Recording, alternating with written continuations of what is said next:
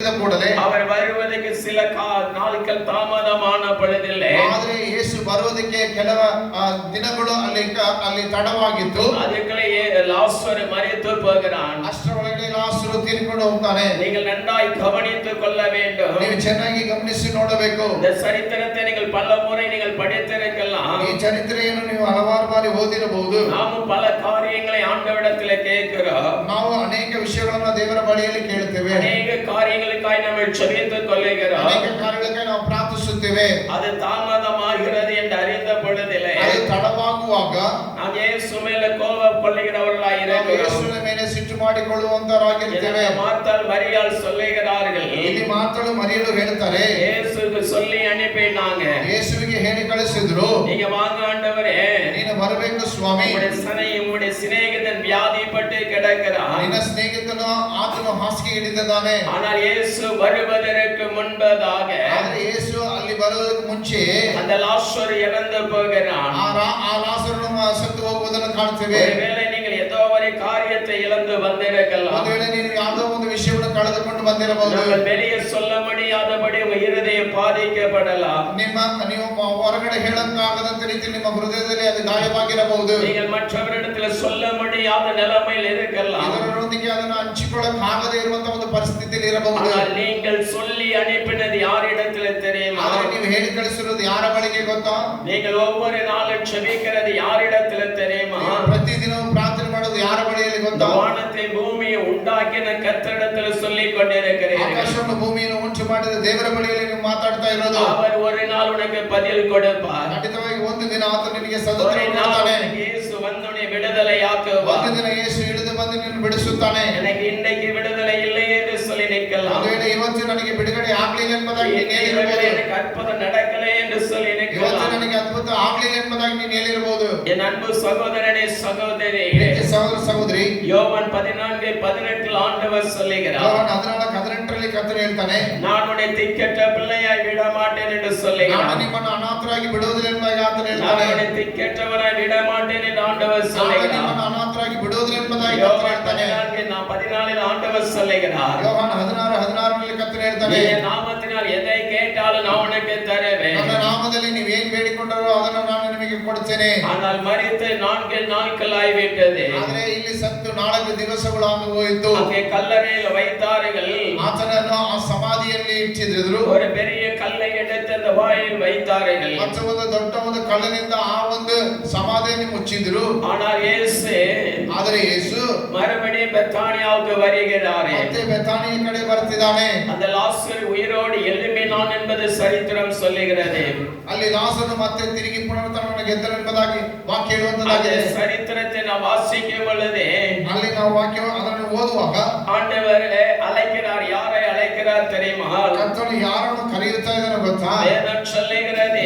ವಾಕ್ಯ ಹೇಳುವಂತದಾಗಿದೆ. 28வது வசனத்தை நாம் பார்க்கும் பொழுது 28ನೇ ವಚನವನ್ನು ನಾವು ನೋಡುವಾಗ முதலாவது வேதம் சொல்லுகிறது. ಅಲ್ಲಿ ವಾಕ್ಯ ಹೇಳುವಂತದಾಗಿದೆ, இயேசு உன்னை அழைக்கிறார் என்று சொல்லுகிறார். ಯೇಸು ನಿನ್ನನ್ನು ಕರೆಯುತ್ತಾ ಇದ್ದಾನೆ. என் அன்பு சகோதரனே சகோதரியே, ಪ್ರೀತಿಯ ಸಹೋದರ ಸಹೋದರಿಯೇ, அந்த இயேசு வந்தவுடனே ಆ ಯೇಸು ಅಲ್ಲಿ ಬಂದ ಕೂಡಲೇ பாருங்கள் வேதம் சொல்லுகிறது. ನೋಡಿ ಅಲ್ಲಿ ವಾಕ್ಯ ಹೇಳುವಂತದಾಗಿದೆ, அங்கே இயேசு என்ன செய்கிறார் என்று சொல்லி ಅಲ್ಲಿ ಯೇಸು ಏನು ಮಾಡ್ತಿದ್ದಾರೆ ಎಂಬುದಾಗಿ இருக்கிற மரியாளை இயேசு அழைக்கிறாரே.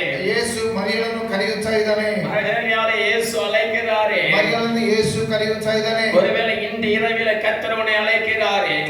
ಒಂದು ವೇಳೆ ಈ ರಾತ್ರಿಯಲ್ಲಿ ಯೇಸು ನಿನ್ನನ್ನು ಕರೆಯುತ್ತಾ ಇದ್ದಾನೆ. என் அன்பு சகோதரனை மனம் திரும்ப வேண்டிய காரியத்திலே மனம் திரும்பு. ನೀನು ಎಲ್ಲಿ ಮಾನಸಾಂತರ ಪಡಬೇಕು, ಪಶ್ಚಾತ್ತಾಪ ಪಡಬೇಕು, ನೀನು ಮಾನಸಾಂತರ ಪಡು ಸಹೋದರನೇ. உன்னை அழைக்கிறவர் இயேசு. ನಿನ್ನನ್ನು ಕರೆಯುವವನು ಯೇಸು. உன்னை அழைக்கிறவர் இயேசு. ನಿನ್ನನ್ನು ಕರೆಯುವವನು ಯೇಸು. அவர் உன்னிடத்தில் வந்து உன்னை ஆசீர்வதிக்க வந்திருக்கிறாரே. ಆತನು ನಿನ್ನ ಬಳಿಯಲ್ಲಿ ಬಂದು ನಿನ್ನನ್ನು ಆಶೀರ್ವದಿಸುವುದಕ್ಕಾಗಿ ಕರೆಯುತ್ತಾ ಇದ್ದಾನೆ. தயவு செய்து நீங்கள் மனம் திரும்புங்கள். ನೀವು ದಯವಿಟ್ಟು ನೀವು ಪಶ್ಚಾತ್ತಾಪ ಪಡಿರಿ. நீ மனம் திரும்ப வேண்டிய காலத்தில் மனம் திரும்ப வேண்டும். ಪಶ್ಚಾತ್ತಾಪ ಪಡಬೇಕಾದ ಸಮಯದಲ್ಲಿ ಪಶ್ಚಾತ್ತಾಪ ಪಡಲೇಬೇಕು. தேவனுடைய ராஜ்யம் சமீபமாயிருக்கிறது. ದೇವರ ರಾಜ್ಯವು ಸಮೀಪವಾಗಿದೆ. அது ரகசியமாய் தேவன் அவர்களை அழைக்கிறதை நாம் பார்க்கிறோம். ಅಲ್ಲಿ ಈ ಕರ್ತನು ಅವರನ್ನು ಗುಪ್ತವಾಗಿ ಕರೆಯುವಂತ ಕಾರ್ಯವನ್ನು ನಾವು ನೋಡುತ್ತೇವೆ. ஆண்டவருடைய வருகையானது ரகசியமாயிருக்கிறது. ಕರ್ತನ ಒಂದು ಬರುವಣಿಗೆ ಬಹಳ ಗುಪ್ತವಾಗಿದೆ. அவர் எப்போ வருவார் என்று யாருக்கு தெரியாது. ಆತನು ಯಾವಾಗ ಬರ್ತಾನೆ ಎಂಬುದಾಗಿ ಯಾರಿಗೂ ಗೊತ್ತಿಲ್ಲ. அவருடைய வருகையின் அடையாளங்களை குறித்து வேதம் சொல்லப்பட்டிருக்கிறது. ಆತನ ಬರುವಣಿಗೆಯ ಕುರಿತಾದ ಗುರುತುಗಳು ವಾಕ್ಯದಲ್ಲಿ ಬರೆಯಲ್ಪಟ್ಟಿದೆ. அவர் எப்படி வருவார் என்று தெரியாது. ಆತನು ಹೇಗೆ ಬರ್ತಾನೋ ನಮಗೆ ಗೊತ್ತಿಲ್ಲ. ஜனங்களை கர்த்தருங்களை பார்த்து சொல்லுகிறாரே, ಜನರನ್ನು ನೋಡಿ ಕರ್ತನು ಹೇಳ್ತಿದ್ದಾನೆ, இயேசு ரகசியமாய் இந்த மரியாளை அழைக்கிறாரே. ಯೇಸು ಅಲ್ಲಿ ಮರಿಯಳನ್ನು ಗುಪ್ತವಾಗಿ ಕರೆಯುತ್ತಾ ಇದ್ದಾನೆ. இந்த இரவிலே கர்த்தர் உங்களை அழைத்து கொண்டு இந்த இடத்துல வந்திருக்கிறாரே. ಯೇಸು ಈ ರಾತ್ರಿ ವೇಳೆ ನಿಮ್ಮನ್ನು ಕರೆಯುವ ಹಾಗೆ ಇಲ್ಲಿಗೆ ಬಂದಿದ್ದಾನೆ. நீங்களா இந்த இடத்துல வரவில்லை, ನೀವಾಗಿ ಈ ಸ್ಥಳಕ್ಕೆ ಬಂದಿಲ್ಲ. உங்களுக்கு ஒரு அழைப்புதல் கொடுக்கப்பட்டிருக்கிறது. ನಿಮಗೆ ಒಂದು ಕರೆಯುವಿಕೆ ಕೊಡಲ್ಪಟ್ಟಿದೆ. அந்த அழைப்புதலை கேட்டு இந்த இடத்துல நீங்கள் வந்திருக்கிறீர்கள். ಆ ಒಂದು ಕರೆಯುವಿಕೆಯನ್ನು ಕೇಳಿ ಆ ಒಂದು ಇದನ್ನು ಕೇಳಿ ನೀವು ಇಲ್ಲಿಗೆ ಬಂದಿದ್ದೀರಾ. நீங்கள் நன்றாக அறிந்து கொள்ள வேண்டிய காரியம், ನೀವು ಚೆನ್ನಾಗಿ ಅರಿತುಕೊಳ್ಳಬೇಕಾದ ಒಂದು தேவனுடைய அடையாளங்கள் நடந்து கொண்டிருக்கிறது. ಇವತ್ತು ಒಂದು ಗುರುತುಗಳಲ್ಲಿ ನಡೆಯುತ್ತಾ ಇದೆ.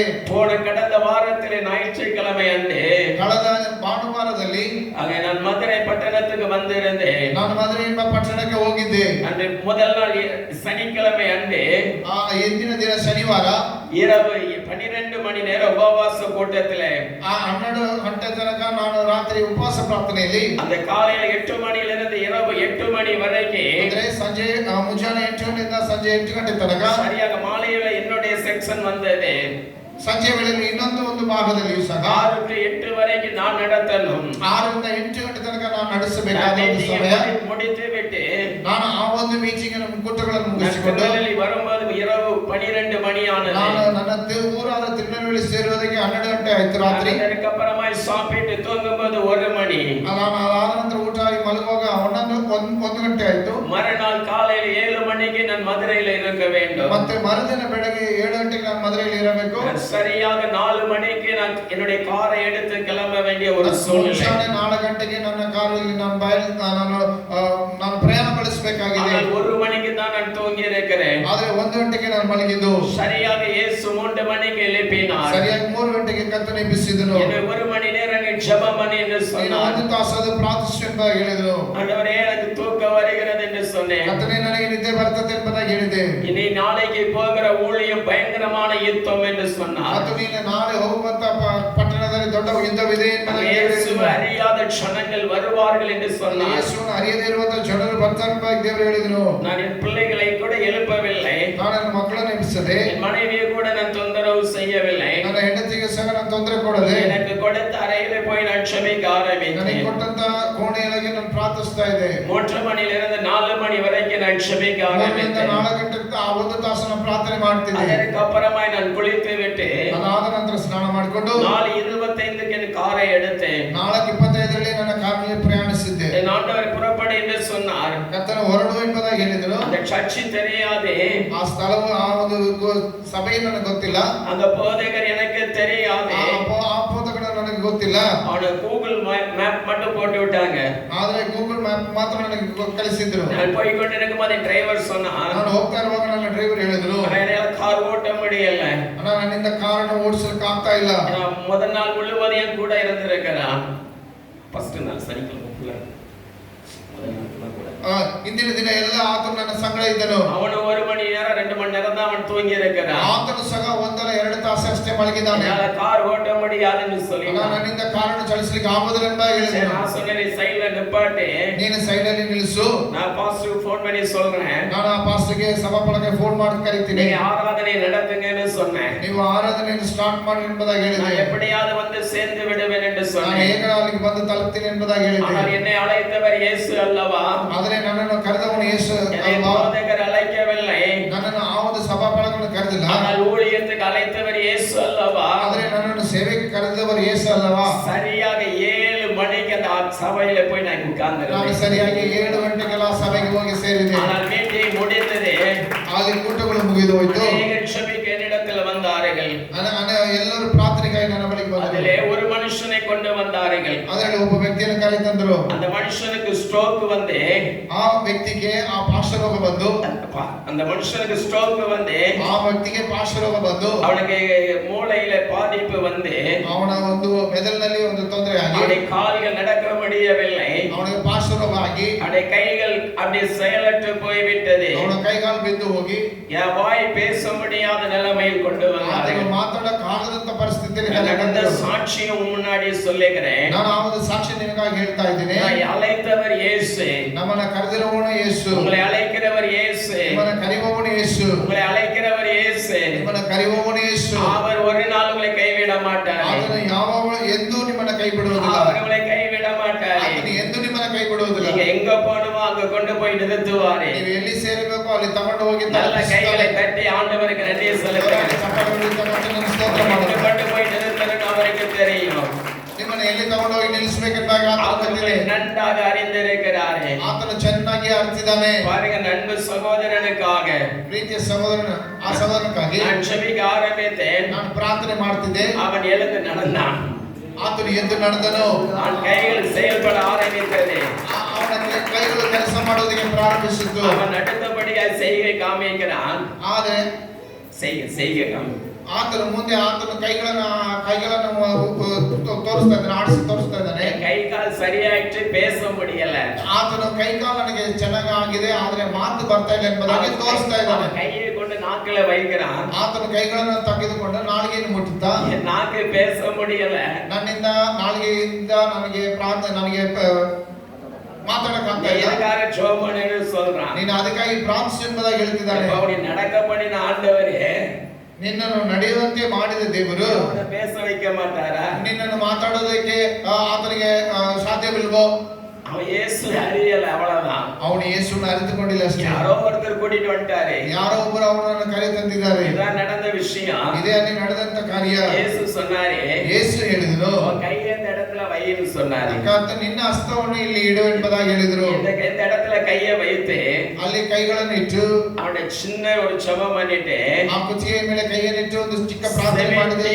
ஊமையின் ஆவியை வெளியே வான்னு சொன்னேன். ನಾನು ಆತನಿಗೆ ಹೇಳಿದೆ, ನೀವು ಮೂಕದೆವ ನೀನು ಹೊರಗೆ ಬಾ ಎಂಬುದಾಗಿ. வெளியே வான்னு சொன்னேன். ಮೂಕದೆವ ಹೊರಗೆ ಬಾ ಎಂಬುದಾಗಿ ನಾನು ಆಜ್ಞಾಪಿಸಿದೆ. நான் அவனிடத்துல பேசினேன். ಮತ್ತೆ ನಾನು ಅವನ ಬಳಿಯಲ್ಲಿ ಮಾತಾಡಿದೆ. ஜனங்கள் எல்லாரும் இப்படி நிக்கிறாங்க, வேடிக்கை பார்க்கறாங்க. ಜನರೆಲ್ಲ ಸುತ್ತಮುತ್ತ ನಿಂತು ನೋಡ್ತಿದ್ರು. இயேசுன்னு சொல்லி கூப்பிட சொன்னேன். ಯೇಸು ಎಂಬುದಾಗಿ ಕರಿ ಎಂಬುದಾಗಿ ಹೇಳಿದೆ. இயேசுன்னு சொல்லன்னு சொன்னேன். ಯೇಸು ಎಂಬುದಾಗಿ ಅರಿಕೆ ಮಾಡು அப்படின்னு சொன்னான். ಎಂಬುದಾಗಿ ಹೇಳಿದ. அடுத்தபடியா இயேசுன்னு சொல்ல சொன்னேன். ಮುಂದೆ ಯೇಸು ಎಂಬುದಾಗಿ ಹೇಳುವಂತೆ அவன் அடுத்தபடியா சொல்ல ஆரம்பித்த வார்த்தை, ಆತನು ಮುಂದೆ ಹೇಳಿದಂತ ಆ ಮಾತು இயேசு என்று சொன்னான். ಯೇಸು ಎಂಬುದಾಗಿ ಆತನು ಹೇಳಿದನು. இயேசு என்று சொன்னான். ಯೇಸು ಎಂಬುದಾಗಿ ಆತನು ಹೇಳಿದನು. அடுத்தபடியா நான் அவனுக்கு சொல்லிக் கொடுத்தேன். ಮುಂದೆ ಆತನಿಗೆ ಹೇಳಿಕೊಟ್ಟೆ. அல்லேலூயா சொல்லு என்று சொன்னேன். ಹಲ್ಲೆಲೂಯಾ ಎಂಬುದಾಗಿ ಹೇಳು. நீ அல்லேலூயா என்று சொல்லு என்று ಹಲ್ಲೆಲೂಯಾ சொன்னேன். ಎಂಬುದಾಗಿ ಹೇಳು ಎಂಬುದಾಗಿ ಹೇಳಿದೆ. அவன் அல்லேலூயா சொன்னான். ಆತನು ಹಲ್ಲೆಲೂಯಾ ಎಂಬುದಾಗಿ ಹೇಳಿದನು. ஜனங்கள் எல்லாரும் கை தட்டினார்கள். ಜನರೆಲ್ಲರೂ ಜೋರಾಗಿ ಚಪ್ಪಲಿ ಹೊಡೆಯುತ್ತಾ ಇದ್ರು. ஆனால் நடந்த விஷயத்தை நான் சொல்றேன்.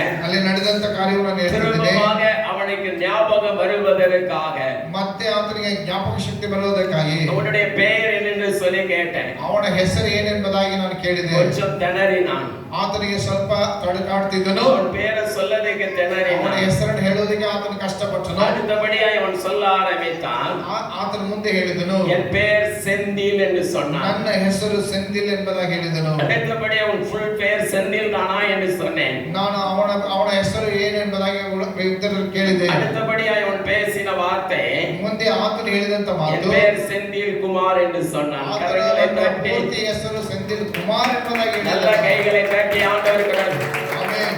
இந்த இரவில கர்த்தர் அப்படிப்பட்ட அற்புதத்தை செய்ய ಈ போகிறார். ರಾತ್ರಿ ವೇಳೆ ಕರ್ತನು ಅಂಥ ಅದ್ಭುತಗಳನ್ನು ஒருவேளை நீங்கள் ಮಾಡುವುದಕ್ಕೆ ஊழியம் செய்கிறவர்கள் யாரா இருந்தாலும், ನೀವು ಯಾರೇ ಸೇವೆ ಮಾಡುವವರಾಗಿದ್ದರೂ ಸಹ இயேசு உங்களை அழைத்திருக்கிறபடினாலே, ಯೇಸು ನಿಮ್ಮನ್ನು ಕರೆದಿರುವ ಕಾರಣ இனி நீங்க ஊழியத்துக்கு போகிற இடமெல்லாம் ನೀವು ಸೇವೆಗೆ ಹೋಗುವಂತ ಸ್ಥಳವೆಲ್ಲ இப்படிப்பட்ட அற்புதங்கள் நடக்க போகிறது. ಮತ್ತೆ ಇಂಥ ಕಾರ್ಯಗಳು ಆಗುವಂತದ್ದಾಗಿದೆ.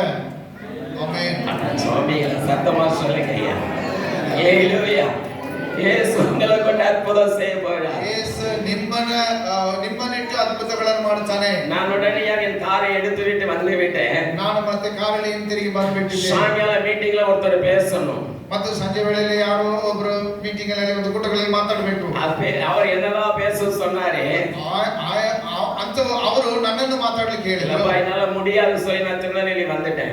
ಮತ್ತೆ ನನಗೆ ಆಗುವುದಿಲ್ಲ ಎಂಬುದಾಗಿ ನಾನು ತಿರುನೆಲ್ವೇಲಿಗೆ ಹೋದೆ. ஆனா நடந்த விஷயத்தை சொல்றேன். ಆದ್ರೆ ಅಲ್ಲಿ ನಡೆದಂತ ಕಾರ್ಯವು அடுத்த அன்றைக்கு ஞாயிற்றுக்கிழமை மாலை வேளையில ಆ ಸಂಜೆ ವೇಳೆಯಲ್ಲಿ இந்த மனுஷன் சுகமானதை அறிந்து ಈ ವ್ಯಕ್ತಿಯು ಸ್ವಸ್ಥತೆಯನ್ನು ಹೊಂದಿಕೊಂಡದನ್ನು அவன் ஏரியாவில் இருந்து 90 பேரை கூட்டிட்டு வந்துட்டான். ಅವನು 90 ಮಂದಿಯನ್ನು ಅವನ ಜನಾಂಗದಿಂದ ಕರ್ಕೊಂಡು ಬಂದಿದ್ದಾನೆ. எனக்கு ಫೋನ್ வருது, ನನಗೆ ಫೋನ್ ಬರ್ತಾ ಇದೆ. அங்க எல்லாரும் உனங்களை நீ எங்க இருக்கிறேன்னு கேட்கிறாங்க. ನೀನು ಎಲ್ಲಿದೆ ಎಂಬುದಾಗಿ ಕೇಳ್ತಿದ್ದಾರೆ. உன்னை நம்பி நாங்க வந்துட்டோம். என்ன நம்பி வந்துட்டேன். ನನ್ನನ್ನು ನೋಡಿ ಅವರು ಅಲ್ಲಿಗೆ ಬಂದಿದ್ದಾರೆ. நான் சொன்னேன், ನಾನು ಹೇಳಿದೆ இல்லப்பா நீ ஊழியம் செய் உனக்கு அற்புதம் நடக்கும்னு சொன்னேன். ಆದ್ರೆ ನೀನು ಸೇವೆ ಮಾಡಿದ್ರೆ ನಿನಗೆ ಅದ್ಭುತ ಆಗುತ್ತೆ ಎಂಬುದಾಗಿ ಹೇಳಿದೆ. நான் திரும்ப சொல்றேன், ನಾನು ಮತ್ತೆ ಹೇಳ್ತೀನಿ, உங்களை இயேசு அழைத்திருக்கிறார். ನಿಮ್ಮನ್ನು ಯೇಸು ಕರೆದಿದ್ದಾನೆ. இயேசு உங்களை அழைச்சிருக்கிறார். ಯೇಸು ನಿಮ್ಮನ್ನು ಕರೆದಿದ್ದಾನೆ. இயேசு உங்களை அழைச்சிருக்கிறார். ಯೇಸು ನಿಮ್ಮನ್ನು ಕರೆದಿದ್ದಾನೆ. இந்த மரியாள் சொல்லுகிறார், ಇಲ್ಲಿ ಮರಿಯಾಳು ಹೇಳ್ತಿದ್ದಾಳೆ, அவள் ஏதோ ஒரு உயிர்த்தெழுதலை பத்தி பேசிட்டு இருக்கிறார். ಆಕೆ ಯಾವುದೋ ಒಂದು ಪುನರುತ್ಥಾನವನ್ನು ಕುರಿತಾಗಿ ಹೇಳ್ತಿದ್ದಾಳೆ. எல்லாரும் ஒரு நாள் மரிப்பார்கள், எல்லாரும் ஒரு நாள் எழுந்திருப்பார்கள் என்று அந்த உயிர்த்தெழுதலை நினைச்சா ಆಕೆ ಎಲ್ಲರೂ ಒಂದಿನ ಸಾಯ್ತಾರೆ, ಎಲ್ಲರೂ ಒಂದಿನ ಬದುಕ್ತಾರೆ ಎಂಬುದಾಗಿ ಆಕೆ ಆ ಒಂದು ಪುನರುತ್ಥಾನ சொன்னாரே.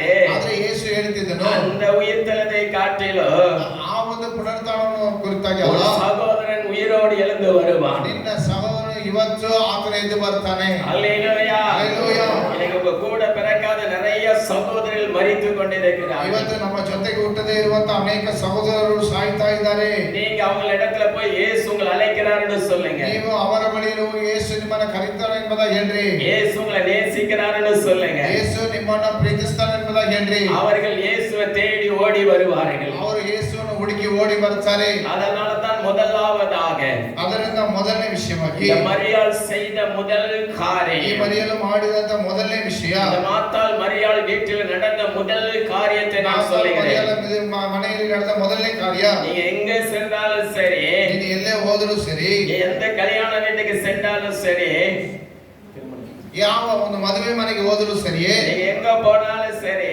ಎಲ್ಲಿಗೆ ಹೋದರೂ ಸರಿಯೇ, உங்க கூட ஒருத்தரை கூட்டிட்டு போங்க. ನೀನು ಜೊತೆಗೆ ಒಬ್ಬರನ್ನು ಕರ್ಕೊಂಡು ಹೋಗ್ರಿ. யார? ಯಾರು?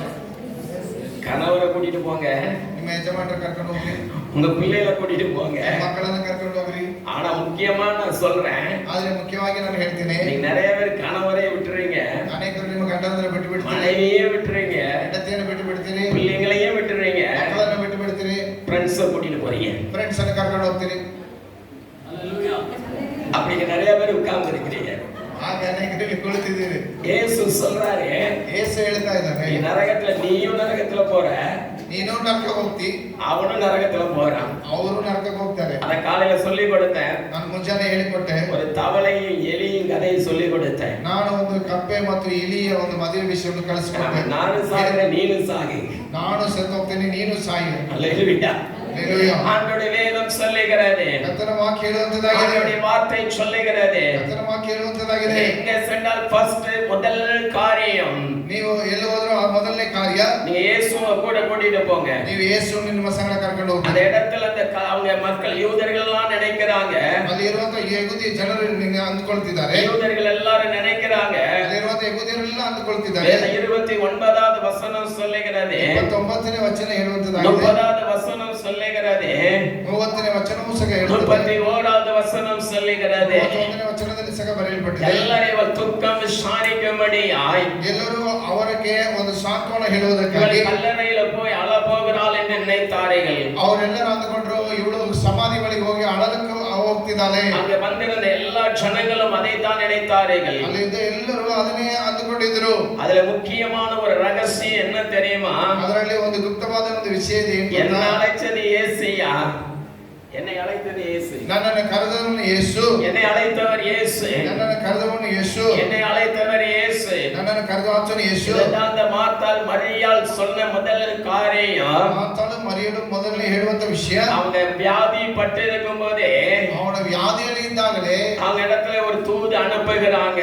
ಯೇಸುವಿಗೆ ಹೇಳಿ ಕಳಿಸ್ತಾರೆ, ஏசப்பா உங்க சிநேகிதன் என்று சொல்லுகிறார்கள், ಯೇಸುವೇ ನಿನ್ನ ಸ್ನೇಹಿತನು ಎಂಬುದಾಗಿ உங்க ಹೇಳ್ತಾರೆ, சிநேகிதன் என்று சொல்லுகிறார்கள், ನಿನ್ನನ್ನು ನೀನು ಪ್ರೀತಿಸುವವನು ಎಂಬುದಾಗಿ ಹೇಳ್ತಾರೆ. நீர் இங்க இருந்திருந்தால் ನೀವು ಇಲ್ಲಿ ಇದ್ದಿದ್ದೀರಿ, என் சகோதரன் மரித்திருக்க மாட்டான். ನಮ್ಮ ಸಹೋದರನು ಸತ್ತು ಎಂಬುದಾಗಿ ಹೇಳಿದ್ರು. அதை தான் ஆண்டவர் ஒரு பகுதியில சொல்லி காமித்தார். ಅದನ್ನು ಕರ್ತನು ಅದನ್ನು ತೋರಿಸುತ್ತಿದ್ದಾನೆ. கெட்ட குமாரன் என்கிற மனுஷனுடைய வாழ்க்கையில ಮತ್ತು ಅಲ್ಲಿ ಕೆಟ್ಟ ಕುಮಾರ ಎಂಬ ಒಂದು ವ್ಯಕ್ತಿಯ ಜೀವಿತದಲ್ಲಿ தன் இஷ்டம் போல் வாழ்ந்த நாட்களில ಅವನು ಇಷ್ಟದಿಂದ ಜೀವಿಸಿದ ಸಮಯದಲ್ಲಿ ஒரு நாள் புத்தி தெளிந்து தன் தகப்பனுடைய வீட்டுக்கு வரும் பொழுது ಒಂದು ದಿನ ಆತನಿಗೆ ತನ್ನ ಸೋಬುದ್ಧಿಗೆ ಬಂದು ತನ್ನ ತಂದೆಯ ಮನೆಯನ್ನು ಹುಡುಕಿ ಬಂದಾಗ அந்த தகப்பன் நல்ல விருந்துகளை உண்டாக்கினான். ಅಲ್ಲಿ ತಂದೆಯ ಒಂದು ಔತಣವನ್ನು ಉಂಟು ಮಾಡಿದನು. செத்து போன என் மகன் திரும்ப வருகிறான் என்று சொல்லி ಸತ್ತು ಹೋದ ನನ್ನ ಮಗನು ಹಿಂತಿರುಗಿ ಬರ್ತಿದ್ದಾನೆ என் ಎಂಬುದಾಗಿ மகனை தேடி திரும்ப வருகிறான் என்று சொல்லி ಇವನು ಕಳೆದು ಹೋದವನು ಮತ್ತೆ ಹಿಂತಿರುಗಿ ಬರ್ತಾನೆ ಎಂಬುದಾಗಿ ಹೇಳಿ அதனால் அவனுடைய சகோதரன் பொறாமைப்படுகிறான்.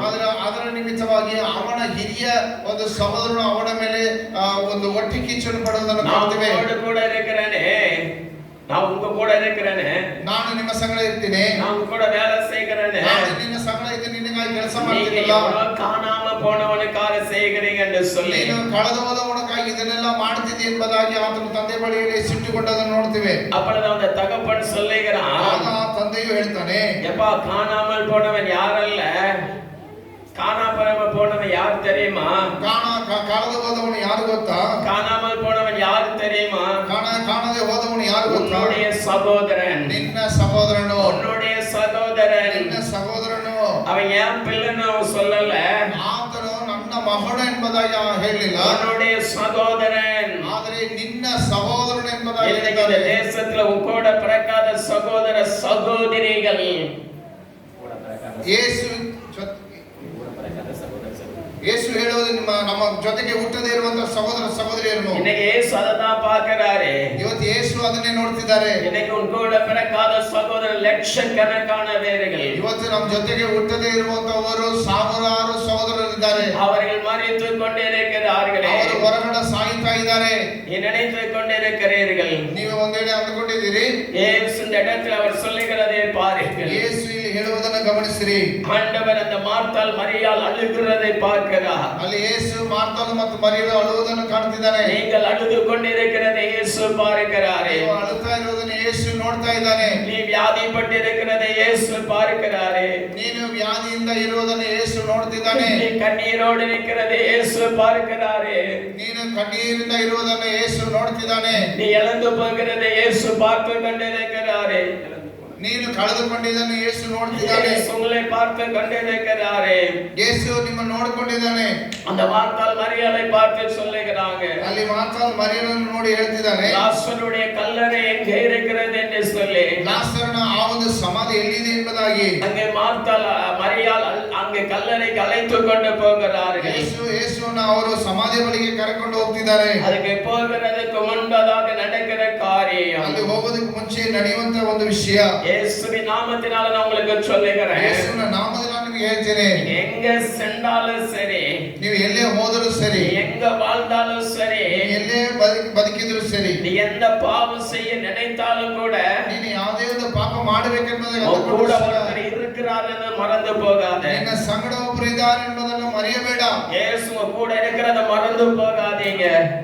ಯೇಸು ನಿಮ್ಮ ಸಂಗಡ ಇರುವುದನ್ನು ನೀವು ಮರೆಯಬೇಡ್ರಿ. இயேசு உங்க கூட வாழுகிறத மறந்து ಯೇಸು போகாதீங்க. ನಿಮ್ಮ ಸಂಗಡ ಜೀವಿಸುವುದನ್ನು ಮರೆಯಬೇಡ್ರಿ. அதனால தான் இயேசு சொன்னாரே, ಅದಕ್ಕಾಗಿ ಯೇಸು ಹೇಳಿದನು, நான் உன்னிடத்தில் வந்து உன்னை ஆசீர்வதிக்க போகிறேன். ನಾನು ನಿನ್ನ ಬಳಿಯಲ್ಲಿ ಬಂದು ನಿನ್ನನ್ನು ಆಶೀರ್ವದಿಸುತ್ತೇನೆ. இந்த இரவில் உன்னிடத்தில் வந்து நான் உன்னை ஆசீர்வதிக்க போகிறேன். ನಾನು ನಿನ್ನ ಬಳಿಯಲ್ಲಿ ಬಂದು ನಿನ್ನನ್ನು ಆಶೀರ್ವದಿಸುತ್ತೇನೆ. இந்த லாசர் உயிரோடு வாழ்வதற்கு முதலாவது காரியம், ಈ ಲಾಸನು ಮತ್ತೆ ತಿರುಗಿ ಬದುಕಿದ್ದಕ್ಕೆ ಮೊದಲನೇ ವಿಷಯ, இயேசு அழைப்புதல் கொடுக்கிறார்கள்.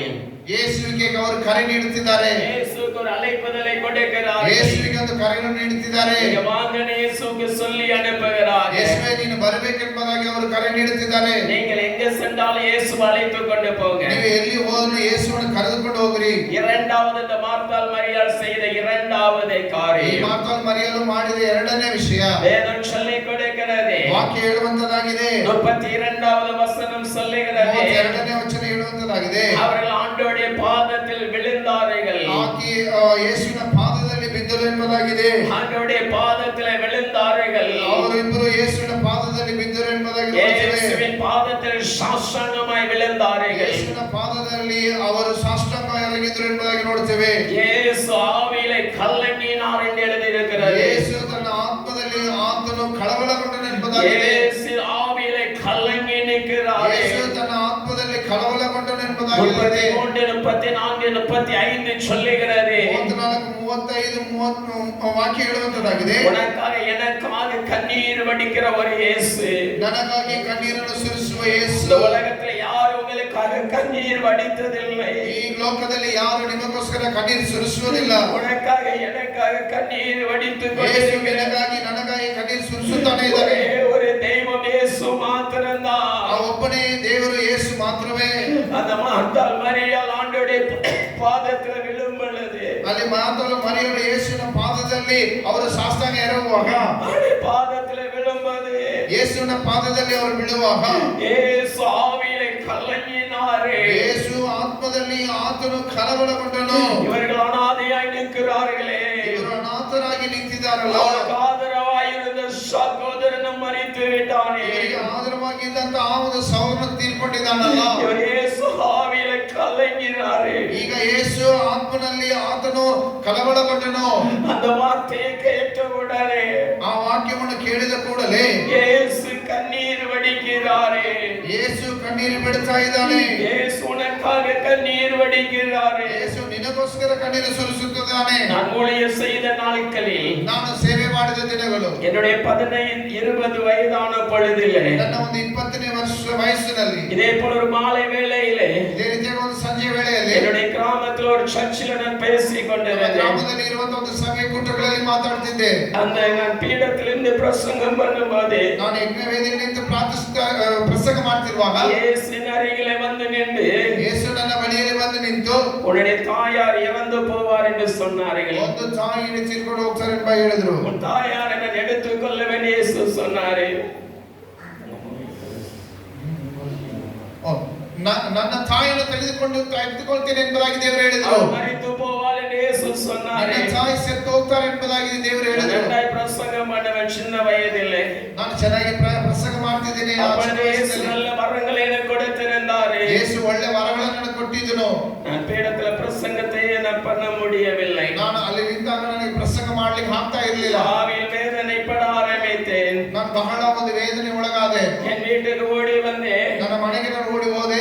நான் 3 மணி நேரம் ஜெபிக்கிறது வழக்கம். ನಾನು 3 ತಾಸು ಪ್ರಾರ್ಥನೆ ಮಾಡುವುದು ನನ್ನ ಒಂದು ಅಭ್ಯಾಸವಾಗಿದೆ. என்னுடைய வீட்டில மொட்டை மாடியில ஏறுவேன். ನನ್ನ ಮನೆಯಲ್ಲಿ ಆ ಮೇಲೆ ಇರುವಂತ ಕೋಣೆಗೆ ಆ ಮಾಳಿಗೆಯಲ್ಲಿ ಹತ್ತಿದೆ. 3 மணி நேரம் அழுது ஜெபிக்கிறது வழக்கம். 3 ತಾಸು ನಾನು ಅಳುತ್ತಾ ಪ್ರಾರ್ಥಿಸಿದ್ದೆ. 3 மணி நேரம் நான் ஜெபிக்கும் போது இயேசு 3 மணி நேரம் முழங்காலில் நிற்பாரு. ನಾನು 3 ತಾಸು ಪ್ರಾರ್ಥಿಸುವಾಗ ಯೇಸು ನನ್ನ ಸಂಗಡ ಮೊಳಕಾಲಲ್ಲಿ ಇರ್ತಾರೆ. 4 வயசுல தகப்பனை இழந்து போனேன். 4 ವಯಸ್ಸಿನ ತಂದೆಯನ್ನು ಕಳಕೊಂಡೆ. என் சரீரத்தை இழந்து போனேன். ನನ್ನ ಶರೀರವನ್ನು ನಾನು ಕಳಕೊಂಡೆ. என் ஸ்கூல் வாழ்க்கை இழந்து போனேன். ನನ್ನ ಶಾಲೆಯ ಒಂದು ಜೀವಿತವನ್ನು ಕಳಕೊಂಡೆ. எனக்கு கிடைத்த அரசாங்க வேலையை இழந்து போனேன். ನನಗೆ ಸಿಕ್ಕಿದಂತ ಆ ಒಂದು ಸರ್ಕಾರಿ ಕೆಲಸವನ್ನು ಸಹ ನಾನು என்னை ಕಳಕೊಂಡೆ. அழைத்தவர் இயேசு அல்லவா? ಯಾಕಂದ್ರೆ ಕರೆದಿರುವ ಆತನು ಯೇಸು ಅಲ್ಲಕ. ஆண்டவரே, எங்க அம்மாவை நீங்க எடுத்துக்கொள்ள கூடாது. ನನ್ನ ತಾಯಿಯನ್ನು ತೆಗೆದುಕೊಳ್ಳಬಾರದು. எனக்கு ஒருவேளை திருமணமாகி ಒಂದು ವೇಳೆ ನನಗೆ ಮದುವೆಯಾಗಿ எனக்கு பிள்ளைகளை பார்க்க வேண்டும், ನಾನು ಮಕ್ಕಳನ್ನು ಕಾಣಬೇಕು, எங்க அம்மாவுக்கு நாட்களை கூட்டித்தாங்கன்னு சொன்னேன். ನನ್ನ ಮಕ್ಕಳನ್ನು ತಾಯಿ ಕಾಣಬೇಕು, ನನ್ನ ತಾಯಿಗೆ ಜೀವನವನ್ನು ಹೆಚ್ಚಿಸು ಎಂಬುದಾಗಿ அதே போல ಪ್ರಾರ್ಥಿಸಿದೆ. 2006வது வருஷம் ಅದೇ ರೀತಿಯಾಗಿ 2006ನೇ ಇಸ್ವಿನಲ್ಲಿ எனக்கு திருமணம் நடந்தது. ನನಗೆ ಮದುವೆ ಮುಗಿಯಿತು. என் ஆண்டவர் எனக்கு ஒரு அருமையான குழந்தையை கொடுத்தாரு. ನನಗೆ ದೇವರು ಒಂದು ಒಳ್ಳೆಯ ಸುಂದರವಾದ ಮಗುವನ್ನು ಕೊಟ್ಟರು. அதற்கப்புறமா 6 ஆண்டுகள் கழித்து 6 ವರ್ಷಗಳಾದ ನಂತರ மீண்டுமாக ஒரு குழந்தையை கர்த்தர் கொடுத்தாரு. ಮತ್ತೊಂದು ಮಗುವನ್ನು ದೇವರು ಕೊಟ್ಟರು. அந்த பையனுக்கு முதல் பர்த்டே வந்தது. ಅವನಿಗೆ ಮೊದಲನೇ ಆ ಒಂದು ಹುಟ್ಟುಹಬ್ಬವನ್ನು ಆಚರಿಸಿದ್ದೇವೆ. ஜூன் 12ஆம் தேதி அந்த பர்த்டே வந்தது. ಜೂನ್ ತಿಂಗಳಲ್ಲಿ 12ನೇ ತಾರೀಕು ಆತನ ಬರ್ತ್ಡೇ, ಆತನ ಒಂದು ಹುಟ್ಟಿದಬ್ಬ. ஜூலை மாதத்துல மீண்டும் இயேசு என்னிடத்துல பேசினாரு. ಮತ್ತು ಜೂಲೈ ತಿಂಗಳಲ್ಲಿ ದೇವರು ನನ್ನ ಮನೆಯಲ್ಲಿ ಮಾತನಾಡಿದರು. ஜூன் 22ஆம் தேதி, ஜூலை 22ஆம் தேதி அன்று ಜೂಲೈ 22ನೇ ತಾರೀಕು நான் கோயம்புத்தூரில் ஊழியம் செய்து கொண்டிருக்கிறேன். ಕೊಯಂಬತ್ತೂರಿನಲ್ಲಿ ನಾನು ಸೇವೆ ಮಾಡ್ತಿದ್ದೆ. இன்றைக்கு உங்க அம்மா இறந்து போவாள் என்று சொல்லுகிறாரே. ಇವತ್ತು ನಿನ್ನ ತಾಯಿ ತೀರ್ಕೊಂಡು ಹೋಗ್ತಾರೆ ಎಂಬುದಾಗಿ ದೇವರು ಹೇಳ್ತಿದ್ದಾನೆ. மாலை வேளையில் எனக்கு ஒரு ஃபோன் கால் வருகிறது. ಸಂಜೆ ವೇಳೆ ನನಗೆ ಒಂದು ಫೋನ್ ಬರ್ತಾ ಇದೆ. மகாராஷ்டிராவில் அவங்க ட்ரீட்மெண்ட்ல இருந்தாங்க. மகாராஷ்டிரா மாமியில ಮಹಾರಾಷ್ಟ್ರದಲ್ಲಿ ಅವರು ಒಂದು ಚಿಕಿತ್ಸೆಯಲ್ಲಿ ಇದ್ದರು. அங்கிருந்து சகோதரி ஃபோன் பண்ணுகிறாங்க. ಅಲ್ಲಿಂದ ನನ್ನ ಸಹೋದರಿ ಫೋನ್ ಮಾಡ್ತಾರೆ. அம்மா இறந்து போனார்கள் என்கிற செய்தி, ತಾಯಿ ತೀರ್ಕೊಂಡು ಹೋದ್ರು ಎನ್ನುವುದಾದ ಒಂದು ಸುದ್ದಿ. கர்த்தர் எனக்கு எங்க அம்மாவுக்கு ஆயுசு நாட்களை கூட்டி கொடுத்தார். ಕರ್ತನು ನನಗಾಗಿ ನನ್ನ ತಾಯಿಯ ಆಯುಷ್ಯನ್ನು ಆತನು ಕೂಡಿಸಿಕೊಟ್ಟನು. காரணம் நான் ஆண்டவருடைய பாதத்திலே அழுது ஜெபித்தபடினாலே, ನಾನು ಕರ್ತನ ಪಾದದಲ್ಲಿ ಅಳುತ್ತಾ ಪ್ರಾರ್ಥಿಸಿದ ಕಾರಣ, நான் 3 மணி நேரம் அழுதால் இயேசு 3 மணி நேரம் அழுவாரு. ನಾನು ಅಳುತ್ತಾ ಪ್ರಾರ್ಥಿಸುವಾಗ ಯೇಸು ನನ್ನ ಸಂಗಡ 3 ತಾಸು ಅಳುತ್ತಾರೆ. நீங்கள் அழுது கொண்டிருக்கும் இயேசு உங்களுக்காக அழுது கொண்டிருப்பாரு. ನೀವು ಅಳುತ್ತಾ ಇರುವಾಗ ಯೇಸು ನಿಮಗೋಸ್ಕರ ಸಹ ಅಳುತ್ತಾರೆ. நீங்கள் வேதனைப்படும் பொழுது இயேசு உங்களுக்காக வேதனைப்படுவாரு. ನೀವು ವೇದನೆಯಲ್ಲಿ ಇರುವುದಾದರೆ ಯೇಸು ನಿಮ್ಮ ಸಂಗಡ ವೇದನೆಯಲ್ಲಿ ಇರ್ತಾರೆ. அதுதான் இந்த வேதம் சொல்லுகிறது. ಅದನ್ನೇ ನಾವು ವಾಕ್ಯದಲ್ಲಿ ಹೇಳುವಂತದ್ದಾಗಿದೆ. அவர் ஆவியிலே கலங்கினார். ಆತನ ಆತ್ಮದಲ್ಲಿ ಆತನು ಕಳವಳಪಟ್ಟನು. அவர் ஆவியிலே கலங்கினார். ಆತನ ಆತ್ಮದಲ್ಲಿ ಆತನು ನೊಂದುಕೊಂಡನು. அவர் அப்படியே கண்ணீர் வடித்தாரே. ಆತನು ಹಾಗೆ ಕಣ್ಣೀರು ಸುರಿಸಿದನು. இன்னைக்கு நீங்க சொல்லி பாருங்க, யாராவது உங்களுக்காக கண்ணீர் வடிக்கிறாங்களா? ನಿಮಗೆ ಈಗ ಯಾರಾದರೂ ನಿಮಗೋಸ್ಕರ ಕಣ್ಣೀರು ಸುರಿಸ್ತಾರಾ? போகிற ஒரு சர்ச்சுடைய போதகர் உங்களுக்காக கண்ணீர் வடிக்கிறார்களா? ನೀನು ಹೋಗುವಂತ ಸಭೆಯ ಪಾಲಕರು ನಿನಗೋಸ್ಕರ ಕಣ್ಣೀರು ಸುರಿಸ್ತಾರಾ? உங்க தாய் தகப்பன் உங்களுக்காக சில நாட்கள் தான் கண்ணீர் வடிப்பார்கள். ನಿಮ್ಮ ತಾಯಿ ತಂದೆ ನಿಮಗೋಸ್ಕರ ಕೆಲವು ದಿನಗಳು ಒಂದು ವೇಳೆ ಕಣ್ಣೀರು ಸುರಿಸಬಹುದು. பூமியில உங்க ஜீவன் இருக்கும் வரைக்கும், இந்த பூமியில உங்க ஜீவன் இருக்கும் வரைக்கும், ಭೂಮಿಯಲ್ಲಿ ನಿಮ್ಮ ಜೀವ ಇರುವ ತನಕ உங்களுக்காக கண்ணீர் வடிக்கக்கூடிய ஒரே ஒரு தெய்வம் என்று சொன்னார். ನಿಮಗೋಸ್ಕರ ಕಣ್ಣೀರು ಸುರಿಸುವ ಒಬ್ಬ ದೇವರು ಎಂಬುದಾಗಿ ಹೇಳುವುದಾದರೆ, நீங்கள் நான் ஆராதிக்கிற இயேசு, ನಾನು ಆರಾಧಿಸುವ ಯೇಸುವೇ, நீங்கள் நான் ஆராதிக்கிற இயேசு, ಆರಾಧಿಸುವ ಯೇಸು ಮಾತ್ರವೇ. அதே இயேசு இந்த இரவில் உன் கண்ணீரை துடைக்க போகிறார். ಯೇಸು ಈ ರಾತ್ರಿ ನಿನ್ನ ಕಣ್ಣೀರನ್ನು ಒರೆಸುತ್ತಾನೆ. வெளிப்படுத்தல் 21வது அதிகாரம் ಪ್ರಕಟಣೆ 21ನೇ ಅಧ್ಯಾಯ 4:5 சொல்லுகிறது. 4 ಮತ್ತು 5ನೇ ವಚನ ಹೇಳುವಂತದ್ದಾಗಿದೆ. தேவன் அவருடைய கண்ணீரை துடைக்கிறார். ದೇವರು ಅವರ ಕಣ್ಣೀರನ್ನು ಒರೆಸುತ್ತಾನೆ. அவர்களுக்கு மரணமில்லை, மரணமில்லை, ಮುಂದೆ ಮರಣವಿಲ್ಲ, அவன் துக்கமில்லை, ಅಲ್ಲಿ ದುಃಖವಿಲ್ಲ, அழுகை இல்லை, ಅಲ್ಲಿ ಕೂಗಾಟ ಇಲ್ಲ. முந்தினவைகள் எல்லாம் ஒளிந்து போனது. ಹಳೆಯ ವಿಷಯಗಳೆಲ್ಲವೂ ಗತಿಸಿ ಹೋಯಿತು. இயேசு அவர்களுக்கு சகலத்தை புதிதாக்கினார். ಯೇಸು ಅವರಿಗಾಗಿ ಎಲ್ಲವನ್ನು ಹೊಸದನ್ನಾಗಿ ಮಾಡಿದ್ದಾನೆ. இந்த கர்த்தர் சகலத்தை உனக்காய் புதிதாக்கி தரப்போகிற கைகளை காட்டி அவர்களுக்கு ಯೇಸು ನಿಮಗೆ ಎಲ್ಲವನ್ನು ಹೊಸದನ್ನಾಗಿ நல்ல ಮಾಡಿದ್ದಾನೆ. கைகளை கட்டி ಚೆನ್ನಾಗಿ ಚಪ್ಪಾಳೆ ಹೊಡೆಯುತ್ತಾ, முதலாவது காரியம், ஃபர்ஸ்ட் நீங்க செய்ய வேண்டிய காரியம், ಮೊದಲು ನೀವು ಮಾಡಬೇಕಾದ ಕಾರ್ಯ, நீங்க இயேசுவை அழைக்க வேண்டும். ನೀವು ಯೇಸುವನ್ನು ಕರೆಯಬೇಕಾಗಿದೆ. இரண்டாவது நீங்கள் செய்ய வேண்டிய காரியம், ವಿಷಯ ನೀವು ಮಾಡಬೇಕಾದ ವಿಷಯ, அவருடைய பாதத்தில் விழுந்திருங்க. ಆತನ ಪಾದದಲ್ಲಿ ಬಿಡಬೇಕು. ஒருவேளை உங்க பிள்ளைக்கு திருமணம் நடக்கலையா? ಅದೇ ನಿಮ್ಮ ಮಗುವಿಗೆ ಮದುವೆ ಆಗ್ಲಿಲ್ವಾ? இல்ல உங்க பிள்ளைகளுக்கு குழந்தை பாக்கியம் இல்லையா? ಒಂದು ವೇಳೆ ಮಕ್ಕಳ ಒಂದು ಭಾಗ್ಯವಿಲ್ವಾ? உங்க பிள்ளைங்க படிக்கலையா? ಒಂದು ವೇಳೆ ನಿಮ್ಮ ಮಕ್ಕಳು ಓದ್ತಾ ಇಲ್ವಾ? நான் என்னுடைய பையனை குறிச்சு நிறைய கவலைப்படுவேன். ನನ್ನ ಮಕ್ಕಳನ್ನು ಕುರಿತಾಗಿ ನಾನು ಬಹಳ ಚಿಂತಿಸುತ್ತೇನೆ. அவன் 14-15 வருஷம் ப்ரீஹெச்ல இருந்து படிச்சு ಆತನು 14-15 ವರ್ಷ ஒரே ஸ்கூல்ல 14 வருஷம் படித்து முடித்தான். ಒಂದೇ ಶಾಲೆಯಲ್ಲಿ 14 ವರ್ಷಗಳು ಓದಿ ಮುಗಿಸಿದ್ದಾನೆ. ஒரு ட்ரிப் கூட ஃபெயில் ஆனது கிடையாது. ಒಂದು ಸಲ ಸಹ ಅವನು ಫೇಲ್ ಆಗಿದ್ದಿಲ್ಲ. எதிர்பார்த்த மார்க் இல்லட்டா கூட ನಾನು ಬಯಸಿದಂತ ಆ ಒಂದು ಒಳ್ಳೆಯ ಮಾರ್ಕ್ ಅಂಕಗಳನ್ನು ಅವನು ತೆಗೆದುಕೊಳ್ಳದೇ ಇದ್ದರೂ ಸಹ எப்படிதான் பாஸ் ஆனானே எனக்கு ಅವನು தெரியும். ಹೇಗೆ ಪಾಸ್ ಆಗಿದ್ದಾನೆ ನನಗೆ ಗೊತ್ತೇ ಇಲ್ಲ. இன்னைக்கு ஆண்டவருடைய கிருபையினால ಇವತ್ತು ಕರ್ತನ ಒಂದು ಕೃಪೆಯಿಂದಲೇ கல்லூரியில ஃபர்ஸ்ட் இயர் படிக்க கர்த்தர் உதவி செய்திருக்கிறார். ಅವನು ಒಂದು ಕಾಲೇಜಲ್ಲಿ ಆತನು ಫಸ್ಟ್ ಇಯರ್ ಓದುತ್ತಾ ಇದ್ದಾನೆ. என்ன பார்த்து சொல்லுவான், ಅವನು ನನ್ನ ನೋಡಿ ಹೇಳ್ತಾನೆ, டாடி நீங்க ஆராதிக்கிற இயேசு தான் என் கூட இருக்கிறாரு. ಅಕ್ಕ ತಂದೆ ನೀನು ಆರಾಧಿಸುವ ಯೇಸು ನನ್ನ ಸಂಗಡ ಇದ್ದಾನೆ ಎಂಬುದಾಗಿ ಹೇಳ್ತಾನೆ. பாஸ் ஆக்கிட்டாரு, என் ஆண்டவர் என்ன பாஸ் ஆக்கிட்டாரு. ಕರ್ತನು ನನ್ನನ್ನು ಪಾಸ್ ಮಾಡಿದ್ದಾನೆ ಎಂಬುದಾಗಿ நீங்க ಹೇಳ್ತಾನೆ. உங்க பிள்ளையை குறித்து கவலைப்படுறீங்களா? ಮಕ್ಕಳನ್ನು ಕುರಿತಾಗಿ ನೀವು ಬಾಧೆ ಪಡ್ತಾ ಇದ್ದೀರಾ? இன்னைக்கு சாயங்காலம் ஒரு 2 பேர் ஜெபிக்க வந்தாங்க. ಈ ನಿನ್ನೆ ಸಂಜೆ ವೇಳೆಯಲ್ಲಿ ಇಬ್ಬರು ಪ್ರಾರ್ಥನೆಗಾಗಿ ಬಂದಿದ್ರು. அதுல ஒரு அம்மா சொன்னாங்க, ಅದರಲ್ಲಿ ಒಂದು ತಂದೆ ಒಂದು ಸಹೋದರಿ ಹೇಳಿದ್ರು, 10th நினைக்கிறேன், 10th படிக்கிற அந்த பையன் பாஸ் ஆயிட்டான். ನನ್ನ ಮಗನು 10th ಓದ್ತಿದ್ದ, ಅವನು ಪಾಸ್ ಆಗಿದ್ದಾನೆ. இப்ப 11th போயிட்டான். ಈ +1 PUC ಫಸ್ಟ್ ಇಯರ್ ಹೋಗಿದ್ದಾನೆ. அவன் பாஸ் ஆயிருவான்னு என்ன கேட்டாங்க. ಅವನು ಪಾಸ್ ಆಗ್ತಾನೆ ಎಂಬ ನನ್ನಲ್ಲಿ ಕೇಳ್ತಿದ್ದಾರೆ. எனக்கு ஒண்ணுமே சொல்ல முடியல. ನನಗೆ ಏನು ಹೇಳೋದಕ್ಕಂತ ಗೊತ್ತಾಗ್ತಾ ಇರಲಿಲ್ಲ. இன்னொரு சகோதரி சொன்னாங்க, ಇನ್ನೊಂದು ಸಹೋದರಿ ಹೇಳಿದ್ರು, எங்களை 2 அற்புதம் நடக்கணும்னு சொன்னாங்க. 2 ಅದ್ಭುತ ನಡೆಯುತ್ತದೆ ಎಂಬುದಾಗಿ ಇವರು ಹೇಳಿದ್ರಲ್ಲ. இயேசு சாமி எனக்கு 2 வீட்டை தந்துட்டாரு. ಯೇಸು ನನಗೆ 2 ಮನೆಯನ್ನು ಕೊಟ್ಟಿದ್ದಾರೆ. இதே ஃபெலோஷிப்ல நடந்த அற்புதம். ಇದೇ ಫೆಲೋಶಿಪ್ ಅಲ್ಲಿ ನಡೆದಂತ ಒಂದು ಅದ್ಭುತ. உங்களுக்கு யாருக்கெல்லாம் வீடு இல்ல? ನಿಮಗೆ ಎಷ್ಟು ಜನಕ್ಕೆ ಮನೆ ಇಲ್ಲ? சொந்த மனை இல்லாதவங்களை கை தூக்குங்க. சொந்தமா ஆண்டவர் உங்களுக்கு தர போகிறார். கர்த்தர் நினைக்க கொடுத்தானே. இயேசு உங்களுக்கு தர போகிறார். இயேசு நினைக்க கொடுத்தானே. அந்த சகோதரிக்கு 2 வீடு கொடுத்தாரு. ಆ ಸಹೋದರಿಗೆ 2 ಮನೆಯನ್ನು ದೇವರು ಕೊಟ್ಟಿದ್ದಾರೆ. நான் சாட்சினா பக்கத்துல இருக்க அக்காட்ட முடிச்சோல கேளுங்க. சத்யா அக்காட்ட கேளுங்க, பக்கத்துல அக்காட்ட கேளுங்க. ಅಕ್ಕ ಇದ್ದಾರೆ, ಅವರ ಹತ್ರ ಕೇಳಿ. ಅವರೇ ಸಂಜೆ ವೇಳೆಗೆ ಸಾಕ್ಷಿ ನೋಡಿದ್ರು. அவங்க எனக்கு டீ கொடுக்கும் போதே சொல்லிட்டாங்க. ಅವರು ನನಗೆ ಟೀ ಕೊಡುವಾಗಲೇ ಹೇಳಿದ್ರು. அவங்க செபிக்க 2 பேர் வர்றாங்க. ಈಗ ಇಬ್ಬರು ಪ್ರಾರ್ಥನೆ ಮಾಡೋದಕ್ಕೆ ಬರ್ತಾರೆ. அவங்களுக்கு நடந்த அற்புதத்தை நான் சொல்றேன். ಅವರಿಗೆ ನಡೆದಂತ ಅದ್ಭುತವನ್ನು யாருக்கெல்லாம் வீடு வேணும்? ಎಷ್ಟು ಜನಕ್ಕೆ ಮನೆಗಳು ಬೇಕು? ಮನೆ ಬೇಕಾ? ಮನೆ நல்ல கையை தூக்கி காமிங்கப்பா. எனக்கும் வீடுல கர்த்தர் தருவாரு. ನನಗೂ ಮನೆயில ಕರ್ತರು ಕೊಡ್ತಾನೆ. ஆமென். ஆமென். கூடாரத்துல ஒரு சின்ன வீடு இருக்குது. ಗುಡಾರದಲ್ಲಿ ಒಂದು ಚಿಕ್ಕ ಮನೆ ಇದೆ. அது ஊழியக்காரங்க தங்குற வீடு. ಅದು ಸೇವಕರು ಬಂದ್ರೆ ಇಳಿದುಕೊಳ್ಳುವಕ್ಕೆ ಒಂದು ಸ್ಥಳ. ஆனா கர்த்தர் எனக்கு ஒரு வீட்டை தர போறாரு. ಆದ್ರೆ ಕರ್ತನು ನನಗೂ ಒಂದು ಮನೆ ಕೊಡ್ತಾನೆ. பொறாமையா இருக்கா? பொறாமையா இருக்கா? ಹೊಟ್ಟೆಗೆ ಇಚ್ಛಾ ಅಂತ ಕೇಳ್ತಿದ್ದಾರೆ. இயேசு சொல்லுகிறாரே, ಯೇಸು ಹೇಳ್ತಿದ್ದಾರೆ, நீ அவருடைய பாதத்துல விழுந்துரு. ನೀನು ಯೇಸುವಿನ ಪಾದದಲ್ಲಿ ಬಿದ್ದಿರು. இயேசு சாமியுடைய பாதத்துல விழுந்துருங்க. ಯೇಸುವಿನ ಪಾದದಲ್ಲಿ ಬಿದ್ದಿರು. நான் நிறைய டைம் நான் பார்த்திருக்கிறேன். அநேக டைம் பார்த்திருக்கேன். ನಾನು ಅನೇಕ ಸಲ ನೋಡಿದ್ದೇನೆ. இன்னைக்கு கூட இந்த பெல்லாரிக்கு வருவதுக்கு, ಈ ಬಳ್ಳಾರಿ ಸ್ಥಳಕ್ಕೆ ಬರೋದಕ್ಕೆ நான் ஒரு துக்க விசாரிக்க தான் நான் வந்தேன். ನಾನು ಇಲ್ಲಿ ಒಂದು ದುಃಖವನ್ನು ವಿಚಾರಿಸೋದಕ್ಕಾಗಿ ಬಂದಿದ್ದೆ. அந்த பாஸ்டர் என் மேல ரொம்ப அன்பு வச்சிருந்தாரு. ಆ ಸಭಾಪಾಲಕರು ನನ್ನ ಮೇಲೆ ಬಹಳ ಪ್ರೀತಿಯಿಂದ ಇದ್ರು. எங்கெல்லாம் செய்தி கொடுக்க பெல்லாரி டிஸ்ட்ரிக்ட்ல போறனோ, ನಾನು ಬೆಳ್ಳಾರಿ ಜಿಲ್ಲೆಯಲ್ಲಿ ಎಲ್ಲೆಲ್ಲಿ ಕರ್ತನ ಸೇವೆ ಮಾಡೋದಕ್ಕೆ ಹೊರಡ್ತೇನೋ ಅವರು பின்னாடியே வந்துருவாரு. ಅವರು ನನ್ನ ಹಿಂದೆ ಬರ್ತಾ ಇದ್ರು. நல்ல ஒரு தகப்பனை இழந்துட்டோம். ನಾನು ಒಂದು ಒಳ್ಳೆ ತಂದೆಯನ್ನು ಕಳ್ಕೊಂಡಿದ್ದೀನಿ. எனக்கு ரொம்ப கஷ்டமா இருந்துச்சு. ಅವರಲ್ಲಿ ಒಳ್ಳೆ ತಂದೆಯನ್ನು ಕಳ್ಕೊಂಡಿದ್ದ ನನಗೆ அவரை ಕಷ್ಟ ಇದೆ. பார்க்க நான் திருநெல்வேலியில இருந்து இங்க வந்தேன். ಅವರ ಕುಟುಂಬವನ್ನು ವಿಚಾರಿಸುವುದಕ್ಕೆ ನಾನು திருநெல்வேலியில வந்தேன். ஆனா இன்னைக்கு இயேசு பாருங்க, ಆದ್ರೆ ಇವತ್ತು ನೋಡಿ ಯೇಸು ನೋಡ್ರಿ உங்க கூட பேச வச்சுட்டாரு. ನಿಮ್ಮ ಸಂಗಡ ಈ ವಿಷಯವನ್ನು ಮಾತಾಡಿ ಹೇಳಿದ್ದಾರೆ. இயேசப்பா மேல எனக்கு பிடிக்காத ஒரு காரியம் என்ன தெரியுமா? ಯೇಸುವಿನ ಮೇಲೆ ಇಷ್ಟವಿಲ್ಲದೆ ನನಗೆ ಒಂದು ಕಾರ್ಯದ ಏನ್ ಗೊತ್ತಾ? அவர் வேலையில கரெக்டா இருப்பாரு.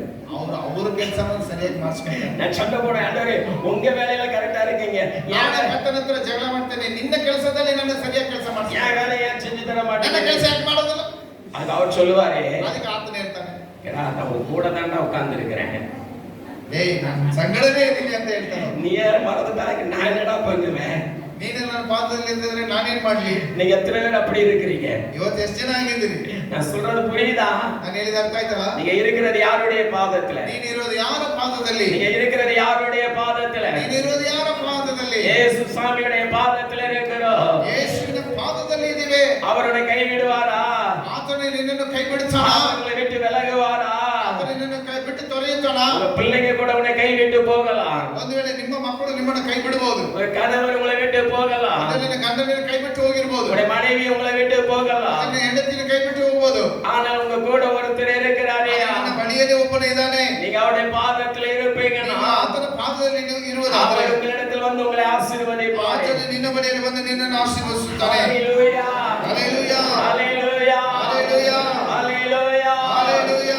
பெருமை உள்ளவனுக்கு இயேசு எதிர்த்து நிற்கிறாரே. ಹೆಮ್ಮೆ ಉಳ್ಳಂತವರಿಗೆ ಕರ್ತನು ಎದುರಿಸಿ ನಿಲ್ಲುತ್ತಾನೆ. அந்த மாத்தாள் மரியாதை பாருங்க, ಅಲ್ಲಿ ಮಾತಾಲ್ ಮರಿಯಲು ನಾವು ನೋಡುವುದಾದ್ರೆ சிநேகிதன் என்று எழுதப்பட்டிருக்கிறது. ಅಲ್ಲಿ ಸ್ನೇಹಿತನು ಎಂಬುದಾಗಿ ಗುರುತಿಸಲ್ಪಟ್ಟಿದೆ. இயேசு அவங்களை நேசிக்கிறவல்ல ஒரு குடும்பம். ಯೇಸು ಅವರನ್ನು ಪ್ರೀತಿಸುವಂತ ಒಂದು ಕುಟುಂಬವಾಗಿದ್ದರು. அந்த குடும்பத்துல ஒரு மரணம் நடந்த உடனே ಆ ಕುಟುಂಬದಲ್ಲಿ ಒಂದು ಮರಣ ಉಂಟಾದ ಕೂಡಲೇ இயேசு ஆவியில கலங்கி கண்ணீர் விடுத்தார். ಆತ್ಮದಲ್ಲಿ ಆತನು ನೊಂದುಕೊಂಡು ಕಣ್ಣೀರು ಸುರಿಸಿದನು. அப்படியே கண்ணீர் விடுகிறத நான் பார்க்கிறேன். ಆತನು ಕಣ್ಣೀರು ಸುರಿಸುವುದನ್ನು ನಾವು ಕಾಣ್ತೇವೆ. ஒரு அருமையான சகோதரியுடைய சாட்சியை நான் சொல்லுகிறேன். ಒಂದು ಸಹೋದರನ ಸಾಕ್ಷಿ ನಾನು ನಿಮಗೆ ಹೇಳ್ತೇನೆ. தெபொராள் என்ற ஒரு அருமையான சகோதரி, தெபொராள். ದೆಬೋರಾ ಎಂಬ ಒಂದು ಸಹೋದರಿ ಇದ್ದಾಳೆ. அவங்க 2 மார்பகத்துல கேன்சர். ಅವರ 2 ಎದೆಯಲ್ಲಿಯೂ ಕ್ಯಾನ್ಸರ್ ಆಗಿದೆ. நான் தமிழ்நாட்டில திண்டுக்கல் மாவட்டத்துக்கு நான் ஊழியத்துக்கு போயிருந்தேன். ನಾನು ದಿண்டுಕಲ್ ಎಂಬ ಒಂದು ಜಿಲ್ಲೆಯಲ್ಲಿ ನಾನು ಸೇವೆಗೆ ತಮಿಳುನಾಡಿನಲ್ಲಿ ಹೋಗಿದ್ದೆ. 3 நாட்கள் மீட்டிங் முடித்து 3வது நாள் காலை வேளை ஞாயிற்றுக்கிழமை ஆராதனை. 2 ದಿನ ಕೊಟ್ಟಲು ಮುಗಿತು. 3ನೇ ದಿನ ಮುಂಜಾನೆ ಭಾನುವಾರ ಆರಾಧನೆಯಲ್ಲಿ சரியாக 11:30 மணிக்கு முடிந்தது. ಸರಿಯಾಗಿ 11:00 ಆ ಕೂಟಗಳು ಮುಗಿಯಿತು. ஒரு போதகர் சொன்னாரா, ಅಲ್ಲಿ ಬೋಧಕನು ಅಲ್ಲಿ ಸಭಾಪಾಲಕನು ಹೇಳಿದ್ರು, இந்த மாதிரி திருநெல்வேலியில இருந்து ஒரு மனுஷன் வந்திருக்கிறாயா, திருநெல்வேலிಯಿಂದ ಒಂದು ವ್ಯಕ್ತಿ ಬಂದಿದ್ದಾನೆ, நீ உங்க மனைவி உங்க பிள்ளைகளை கூட்டிட்டு போகணும்னு சொன்னாரா. ನೀನು ನಿನ್ನ ಹೆಂಡತಿ ಮಕ್ಕಳನ್ನು ಕರ್ಕೊಂಡು ಅವರ ಬಳಿಗೆ ಹೋಗು. அந்த குடும்பம் என்னை தேடி வந்தார்கள். ಆ ಕುಟುಂಬವನ್ನು ಹುಡುಕೊಂಡು ಬಂದಿದ್ರು. நிறைய ஜனங்கள் செபிக்க லைன்ல நின்னுட்டு இருந்தாங்க. ಅನೇಕ ಜನರು ಒಂದು ಅವ್ರ ಲೈನ್ ಮೇಲೆ ನಿಂತಿದ್ದಾರೆ. 7 கிராமத்தின் ஜனங்கள், 7 ಗ್ರಾಮಗಳಿಂದ ಜನರು ಬಂದಿದ್ರು. எப்படி இருக்கு யோசித்து பாருங்களேன். ನೋಡ್ರಿ ಎಷ್ಟು ಹೆಂಗಿರ್ತದೆ ಎಂಬುದನ್ನು. நான் சாப்பிடுறதே இல்ல, ನಾನು ಊಟ ಮಾಡಿಲ್ಲ, யூரின் போறதே இல்ல, ನಾನು ಯೂರಿನಿಗೆ ಹೋಗ್ತಾನೆ ಇಲ್ಲ, எங்கேயுமே நகல முடியல, ಎಲ್ಲಿಯೂ ನಾನು ಕದಲಿಕ್ಕೆ ಆಗ್ತಾ ಇಲ್ಲ. அந்த ஜனங்கள் அப்படியே உட்கார்ந்து இருக்கிறாங்க. ಅಲ್ಲಿ ಆ ಜನರು ಹಾಗೆ ಕುಳಿತಿದ್ದಾರೆ. 11 மணிக்கு வந்தவங்க 11 ಗಂಟೆಗೆ ಬಂದಂತ ಜನರು சாயங்காலம் 2:30 மணி ஆயிடுச்சு. ಮಧ್ಯಾಹ್ನ 2:30 ತಾಸು ಆಯ್ತು. எனக்கு கொஞ்சம் கஷ்டமா இருந்துச்சு. ನನಗೆ ಬಹಳ ಕಷ್ಟವಾಗಿತ್ತು. அந்த சகோதரிக்காக நீங்க வாங்க, நான் உங்களுக்காக ஜெபிக்கிறேன்னு சொன்னேன். ನಾನು ಅವರಿಗೆ ಹೇಳಿದಕ್ಕೆ ಬನ್ನಿ, ನಾನು ಪ್ರಾರ್ಥಿಸ್ತೇನೆ ನಿಮಗಾಗಿ. தலையில கை வைத்த உடனே, ನಾನು ಅವರ ತಲೆಯಲ್ಲಿ ಕೈ ಇಟ್ಟ ಕೂಡಲೇ உடனே கேன்சர் வியாதி மறைகிறது, இனிமேல் அந்த கேன்சர் வியாதி வராது என்று கர்த்தர் சொன்னார். ನಾನು ಕೈ ಇಟ್ಟ ಕೂಡಲೇ ಕ್ಯಾನ್ಸರ್ ವ್ಯಾಧಿ ಬರೋದಿಲ್ಲ, ಇನ್ನು ಮುಂದೆ ಅದು ಮರೆಯಾಗ್ತದೆ ಇದಕ್ಕೆ ಕಾರಣ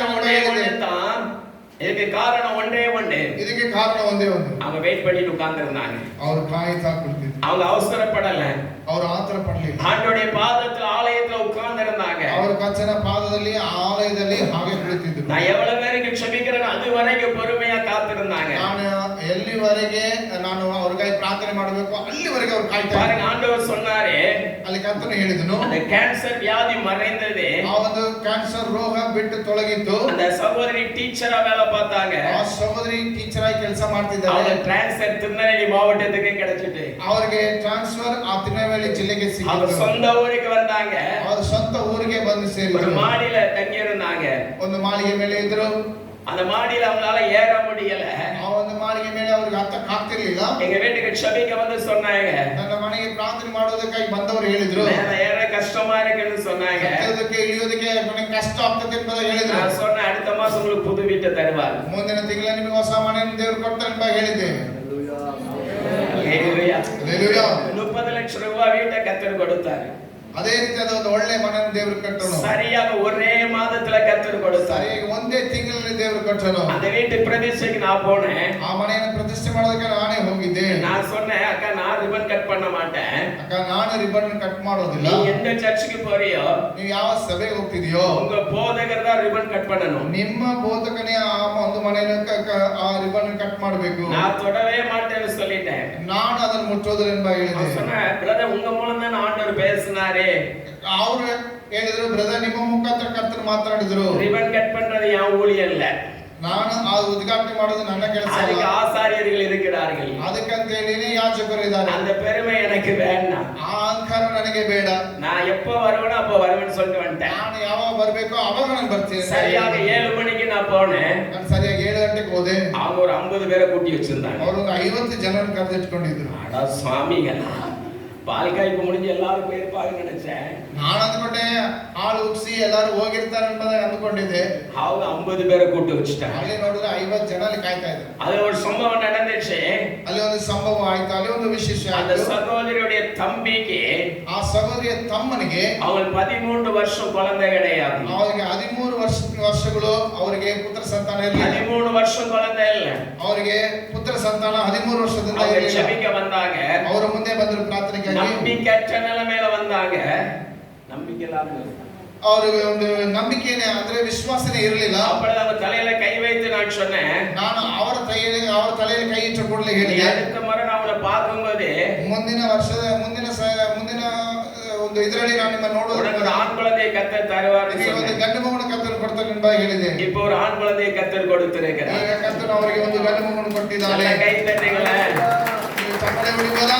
இல்லாதவைகளை இருக்கிறவைகள் ஆக்கிற தேவன். ಇಲ್ಲದನ್ನು ಇಂದ ಹಾಗೆ ಕರಿವಾತನು. கர்ப்பம் செத்து போச்சுன்னு சொல்லலாம். ನಿನ್ನ ಗರ್ಭವು ಸತ್ತು ಹೋಯ್ತೆಂಬ ஒரு ಹೇಳಬಹುದು. நன்மையே நடக்காதுன்னு சொல்லலாம். ಇನ್ನು ಮುಂದೆ ನೀವು ಒಳ್ಳೆಯದೇ ಆಗುವುದಿಲ್ಲ ಎಂಬ ಹೇಳಬಹುದು. அது நன்மையாய் மாற்றுகிற ஆண்டவர் சொல்லுகிறார். ಒಳ್ಳೆಯದನ್ನಾಗಿ ಮಾಡುವ ದೇವರು ಹೇಳ್ತಿದ್ದಾನೆ. அவருடைய பாதத்தில் நீங்க விழுந்து விடுங்கள். ಆತನ ಪಾದದಲ್ಲಿ ಬಿದ್ದು ಬಿಡೋಣ. அவர் பாதத்தில் விழுந்து விட்டார்கள். ಆತನ ಪಾದದಲ್ಲಿ ಅವರು ಬಿದ್ದರು. மூன்றாவதாக, ಮೂರನೇ ವಿಷಯ, இயேசு கல்லறையின் அருகிலே போகிறார். ಯೇಸು ಆ ಸಮಾಧಿ ಬಳಿಗೆ ಹೋಗ್ತಾನೆ. அந்த கல்லறையின் அருகிலே இயேசு போகிறார். ಯೇಸು ಆ ಸಮಾಧಿ ಬಳಿಗೆ ಹೋದರು.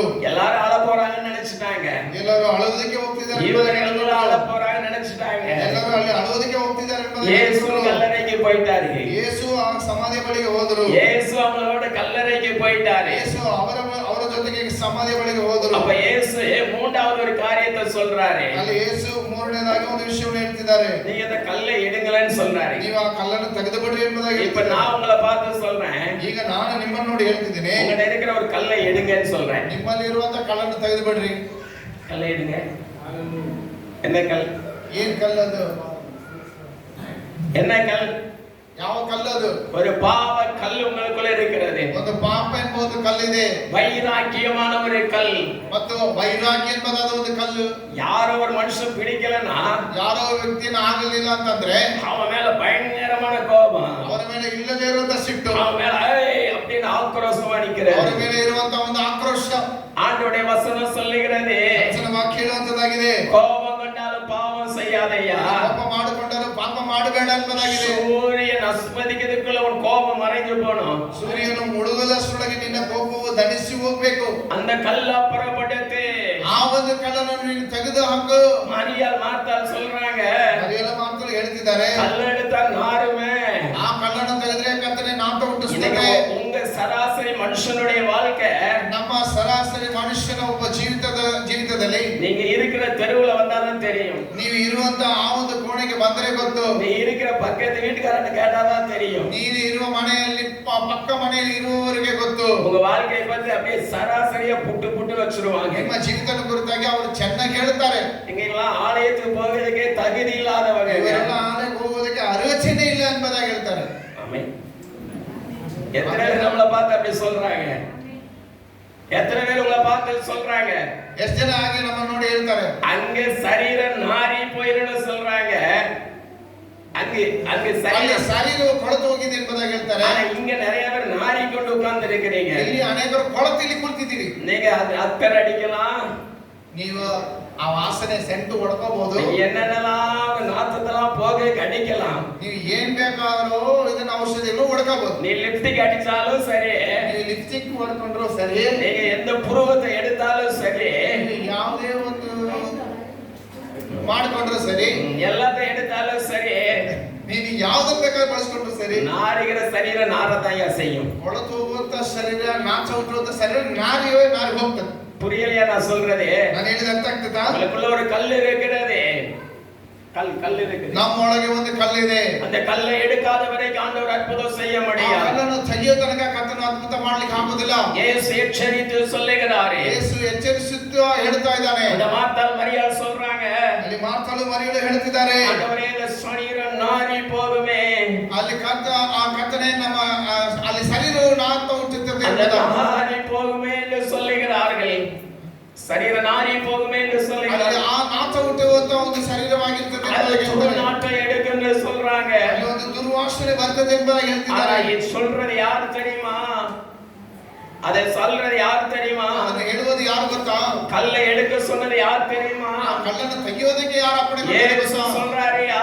ಯೇಸು ಹೇಳ್ತಾ ಇದ್ದಾನೆ. கல்லை எடுக்க சொன்னது இயேசு. ஆமென். ತೆಗಿಬೇಕೆಂಬ ಹೇಳಿದವನು ಯೇಸು. எத்தனை மெசேஜ் கேட்டு மனம் திரும்பி இருக்கிறியா? ನೀವು ಎಷ್ಟು ಮೆಸೇಜಸ್ ಕೇಳಿ ನೀವು ಮಾನಸಾಂತರ ಪಟ್ಟಿದ್ದೀರಾ? இயேசுவே உன்னை வந்து பேசி நீ மனம் திரும்பி இருக்கிறீங்களா? ಯೇಸುವೇ ಬಂದು ನಿಮ್ಮ ಬಳಿಯಲ್ಲಿ ಮಾತಾಡಿದ ಮೇಲೆ ನೀವು ಮಾನಸಾಂತರ ಪಟ್ಟಿದ್ದೀರಾ?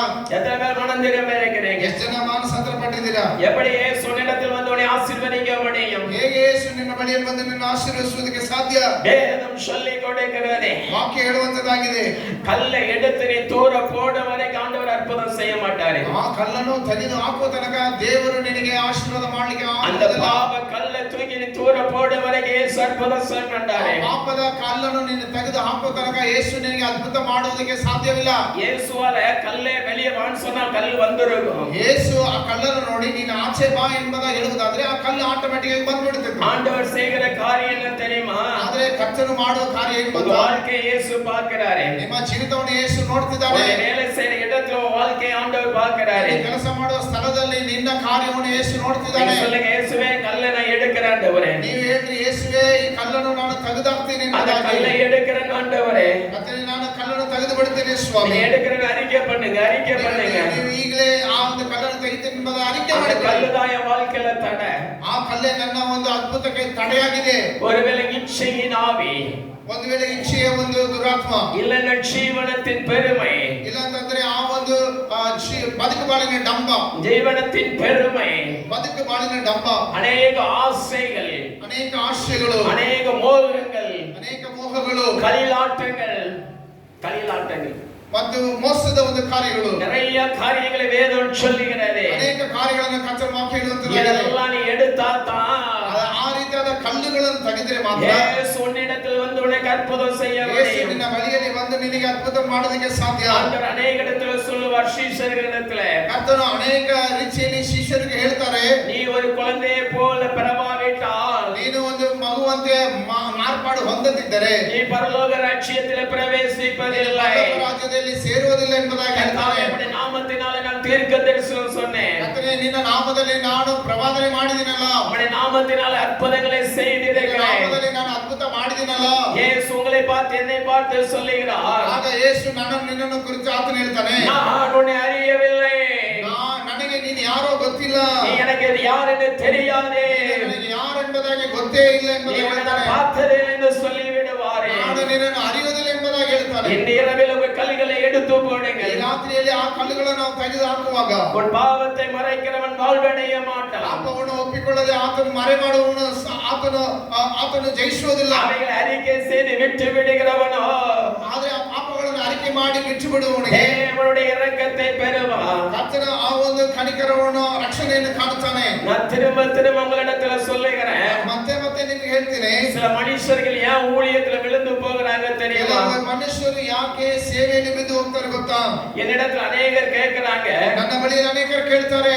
நான் ஒண்ணு மாத்திரம் நான் சொல்லுவேன், ಒಂದು ವಿಷಯ ನಾನು ಹೇಳ್ತೀನಿ, நான் எந்த ஊழியக்காரங்களை முகத்தாட்சியை பார்க்கிறதல்ல, ನಾನು ಯಾವ ಒಂದು ಸೇವಕರಿಗಾಗಿ ನಾನು ಅವ್ರಿಗಾಗಿ ನಾನು ಮಾತಾಡುವುದಿಲ್ಲ. நான் அந்த ஊழியக்காரங்களுக்கு தான் ஊழியம் கொடுக்கணும்னு நினைக்க மாட்டேன். ನಾನು ಈಗ ಒಂದು ಸೇವಕರಿಗೆ ಈ ಸೇವೆ ಕೊಡ್ಬೇಕೆಂಬಾಗಿ ಅಂದುಕೊಳ್ಳುವುದಿಲ್ಲ. எனக்கு என்னைக்கு டேட் கிடைக்கிறதோ, ನನಗೆ ಯಾವಾಗ ದಿನ ಸಿಗುತ್ತೋ அந்த டேட் எல்லாம் எல்லாருக்கும் நான் கொடுத்துருவேன். ಆ ದಿನಗಳ ನಾನು ಎಲ್ಲರಿಗೂ ಕೊಡ್ತೇನೆ. என்ன பார்த்து கேட்பாங்க, பிரதர் உங்க யூடியூப் இருக்குதா? ನನ್ನನ್ನು ನೋಡಿ ಕೇಳ್ತಾರೆ, ಬ್ರದರ್ ಯೂಟ್ಯೂಬ್ ನಲ್ಲಿ ನೀವು ಇರ್ತೀರಾ? நீங்க சிடி கேசட் போட்டுருக்கீங்களா? ನೀವು ಸಿಡಿ ಮತ್ತು ಕ್ಯಾಸೆಟ್ಸ್ ಮಾಡ್ತೀರಾ? எனக்கு ஒரு ஆசை இருந்துச்சு, ನನಗೊಂದು ಆಸೆ ಇತ್ತು. நான் அப்படி சிடி போட்டேன். ನಾನು ಆ ರೀತಿ ಸಿಡಿ ಮಾಡಬೇಕು. 13 சிடி போட்டேன். ನಾನು 13 ಸಿಡಿಗಳನ್ನು ಮಾಡಿದೆ. 13 சிடி அழிஞ்சு போச்சு. ಮತ್ತು 13 ನಾಶವಾಗಿ ಹೋಯ್ತು. வீடியோ எடுத்தவன் கேட்கிறான், ವಿಡಿಯೋ ತೆಗೆದುಕೊಂಡವನು ಕೇಳ್ತಾನೆ, ஏடா என்ன ஆச்சு நான் கேட்கிறேன். ಯಾಕೆ ಏನಾಗಿರ್ತಾರೆ ಅವನು ನನಗೆ ಕೇಳ್ತಾನೆ. என் ஆண்டவருக்கு முன்னாடி ನನ್ನ ದೇವರಿಗೆ நீ ಮುಂದೆ குப்பை தான், ಆ ಒಂದು ಕಸವೇ. நீ குப்பைதாய்யா, ನೀ ಕಸವೇ, நீ மண்ணு தான். ನೀನು ಮಣ್ಣು ಅಷ್ಟೇ. புரியுதா? ನಾನು ಹೇಳಿದ ಅರ್ಥ ಆಯ್ತಾ? அது புரியுதா? ಅರ್ಥ ಆಯ್ತಾ? ஒருவேளை இப்ப யூடியூப்ல இதுல போயிட்டு இருக்க நமக்கு தெரியல. ಅದೇಳಿ ಯೂಟ್ಯೂಬ್ ಹೋಗ್ತಿದ್ದ ನನಗಂತೂ ಗೊತ್ತಿಲ್ಲ. மண்ணுதாயா, ನಾನು ಮಣ್ಣು ಅಷ್ಟೇ. வேதம் சொல்லுகிறதே, ವಾಕ್ಯ ಹೇಳುವಂತದಾಗಿ இயேசு ஒரு குருடன் அழைச்சாரே, ಯೇಸು ಕುರುಡನ ಕರೆದನು, மண்ணை தரையில உமிழ் ನೀರ ತುಪ್ಪಿನಾರೇ, ಮತ್ತು ಯೇಸು ಉಗಿದು ಮಣ್ಣಿಂದ ಆ ಒಂದು ಜೇಡಿ ಮಣ್ಣನ್ನು ಉಂಟು ಮಾಡಿದನು. அந்த மண்ணை பிசைஞ்சு அவன் கண்ணுல வச்சாரு. ಆ ಮಣ್ಣನ್ನು ಜೇಡಿ ಮಣ್ಣಾಗಿ ಮಾಡಿ ಅವನ ಕಣ್ಣಿಗೆ ಹಚ್ಚಿದ್ರು. எதுக்காக வச்சாரு சொல்லுங்க? ಯಾಕೆ ಹಚ್ಚಿದ್ರು ಗೊತ್ತಾ? ஒருத்தர் சரியான ಆನ್ಸರ್ சொல்லுங்க பாருங்க. ಯಾರಾದರೂ ಒಬ್ಬರು ಇದಕ್ಕಾದ ಉತ್ತರವನ್ನು ಹೇಳಬಹುದಾ? ಯಾಕೆ ಯೇಸು ಉಗಿದು ಮಣ್ಣನ್ನು ಮಾಡಿ ಅದನ್ನು ಜೇಡಿ ಮಣ್ಣಾಗಿ ಮಾಡಿ ಅವನ ಕಣ್ಣಿಗೆ ಹಚ್ಚಿದ್ರು? மண்ணில இருந்த மனுஷனை உருவாக்குன்னு சொல்லி மண்ணிலே அவனை குணமாக்கினார். கை தட்டி ஆண்டவருக்கு நன்றி சொல்லுங்க. மண்ணிಂದಲೇ ಅವನನ್ನು ಗುಣ ಮಾಡಿದ್ರು. ஆமென், ಆಮೆನ್, ஆமென் சொல்லுங்களே. ಆಮೆನ್. வேதம் சொல்லுகிறது, ವಾಕ್ಯ ಹೇಳುವಂತದಾಗಿದೆ, நீ கல்லப்புறப்படுத்துங்க, ಆ ಕಲ್ಲನ್ನು ನೀವು ತೆಗೆದು ಬಿಡ್ರಿ, கல்லப்புறப்படுத்துங்க, ಅಲ್ಲಿರುವಂತ ಕಲ್ಲನ್ನು ಆಚೆಗೆ ಹಾಕಿರಿ. இந்த பெருமைங்கிற ஆவி எனக்குள்ள இருக்க கூடாது, ಅಹಂಕಾರ ಎಂಬ ಒಂದು ಆತ್ಮ ನನಗೆ ಬರೋದು ಬೇಡ ಸ್ವಾಮಿ. நான்ங்கிற ஆணவம் எனக்குள்ள இருக்க கூடாது, ನಾನು ಎಂಬ ಗರ್ವ ನನಗೆ ಬೇಡ ಸ್ವಾಮಿ. நான் தான் எங்க வீட்டுல தலைன்னு சொல்லி நிக்க கூடாது, ನಾನೇ ನನ್ನ ಮನೆಯಲ್ಲಿ ನಾನೇ ತಲೆ ಎಂಬುದಾಗಿರಬಾರದು. உங்க எத்தனை தலைகள் அப்படி உட்கார்ந்து இருக்கிறீங்க? ಇವತ್ತು ಎಷ್ಟು ತಲೆ ಆ ರೀತಿಯಾಗಿ ನಾನೇ ತಲೆ ಎಂಬುದಾಗಿ ಕೂತಿದ್ದೀರಿ. உங்க வீட்டுல உங்க ஹஸ்பண்ட் தலையா, நீங்க தலையா? ನಿಮ್ಮ ಮನೆಗೆ ನಿಮ್ಮ ಗಂಡಂದ ನಿಮ್ಮ ತಲೆನಾ, ಇಲ್ಲ ನೀವೇ ಗಂಡನ ತಲೆ? இப்போ உங்க நாடி போச்சு, உங்க வாழ்க்கையே போச்சு. ಈಗ ನಿಮ್ಮ ಜೀವಿತವೇ ಹೋಗಿದೋಯ್ತು. உங்க வீட்டுல யாரு தலை? ನಿಮ್ಮ ಮನೆಯಲ್ಲಿ ಯಾರು ಯಜಮಾನ? நீங்க எத்தனை பேர் அப்படி வச்சிருக்கிறீங்க? ಯಾರು ಎಷ್ಟು ಜನ ಹಾಗೆ ಇದ್ದೀರಿ? ಯಾರು ಎಷ್ಟು ಜನ ಹಾಗೆ ಇಟ್ಟಿದ್ದೀರಿ ಯಜಮಾನ ಆಗಿರೋದಕ್ಕೆ? கை தூக்கவே பயமா இருக்கு. ಕೈ ಎತ್ತೋದಕ್ಕೆ ನಮಗೆ ಭಯ ಇದೆ. உங்க வீட்டுக்காரங்க வந்திருக்கிறாரா இல்லையான்னு ಇಲ್ಲ தெரியல. ಯಜಮಾನರೆಲ್ಲ ಬಂದಿದ್ದಾರೆ ಅಂತ ನನಗಂತೂ ಗೊತ್ತಿಲ್ಲಪ್ಪ. வேதம் சொல்லுகிறது ವಾಕ್ಯ ಹೇಳುವಂತದಾಗಿದೆ, உன் புருஷன் தலை தான். ನಿನ್ನ ಯಜಮಾನನೇ ತಲೆ ಹಾಕಿದ್ದಾನೆ. இன்னைக்கு ஸ்டைலா மாறிட்டாங்க, ஸ்டைலா பேச ஆரம்பிச்சிட்டாங்க கணவரை. ಈಗ ಗಂಡನನ್ನು ಸ್ಟೈಲ್ ಆಗಿ ಕರೀಲಿಕ್ಕೆ ಪ್ರಾರಂಭ ಮಾಡಿದ್ದಾರೆ. என் ஒய்ஃப் ನನ್ನ ಹೆಂಡತಿ பாஸ்டர் சொன்னா, ಮೊದಲು ಪಾಸ್ಟರ್ ಅಂತ ಕರೀತಿದ್ರು, இப்ப அப்பான்னு சொல்ல, ಈಗ ಅಪ್ಪ ಅಂತ ಕರೀತಾರೆ. இப்ப சொல்ல ஆண்டோ.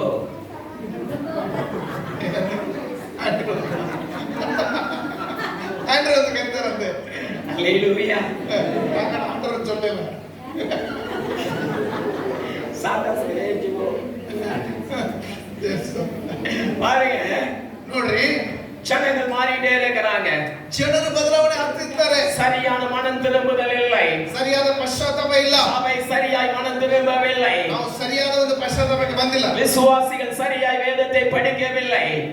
ವಿಶ್ವಾಸಿಗಳು ವಾಕ್ಯವನ್ನು ಸರಿಯಾಗಿ ಅಭ್ಯಾಸಿಸುವುದಿಲ್ಲ. ಯೇಸು என்னையா சொல்றார்? கல்லதாயா எடுன்னு சொன்னாரு. ಯೇಸು ಕಲ್ಲನ್ನು ತೆಗೆಯಷ್ಟೇ ಹೇಳಿದ್ರು, வேற எதுவுமே பேசலையே. ಬೇರೆ ಏನು ಹೇಳಿಲ್ಲಲ್ಲ. நீ பிள்ளை கல்லை எடு, அவனை தூக்கிட்டு வான்னு இயேசு சொல்லலையே. ಕಲ್ಲನ್ನು ತೆಗಿ, ಆತನು ಹೊರಗೆ ತಗೊಂಬ ಎಂಬುದಾಗಿ ಯೇಸು ಹೇಳಿಲ್ಲ. கல்லை எடுத்த உடனே இயேசு சொல்றாரு, ಕಲ್ಲು ತೆಗೆದ ಕೂಡಲೇ ಯೇಸು ಹೇಳ್ತಿದ್ದಾರೆ, லாசருவே வெளியே வா, ಲಾಸರನೇ ಹೊರಗೆ ಬಾ, லாசருவே வெளியே வா, ಲಾಸರನೇ ಹೊರಗೆ ಬಾ, நான் வந்து உன்னை ஆசீர்வதிக்க போகிறேன். ನಾನು ಬಂದು ನಿನ್ನ ஒரு ಆಶೀರ್ವದಿಸ್ತೇನೆ. நல்ல கைகளை தட்டி ஆண்டவருக்கு நன்றி சொல்லுங்க. ஹalleluya, ஹalleluya.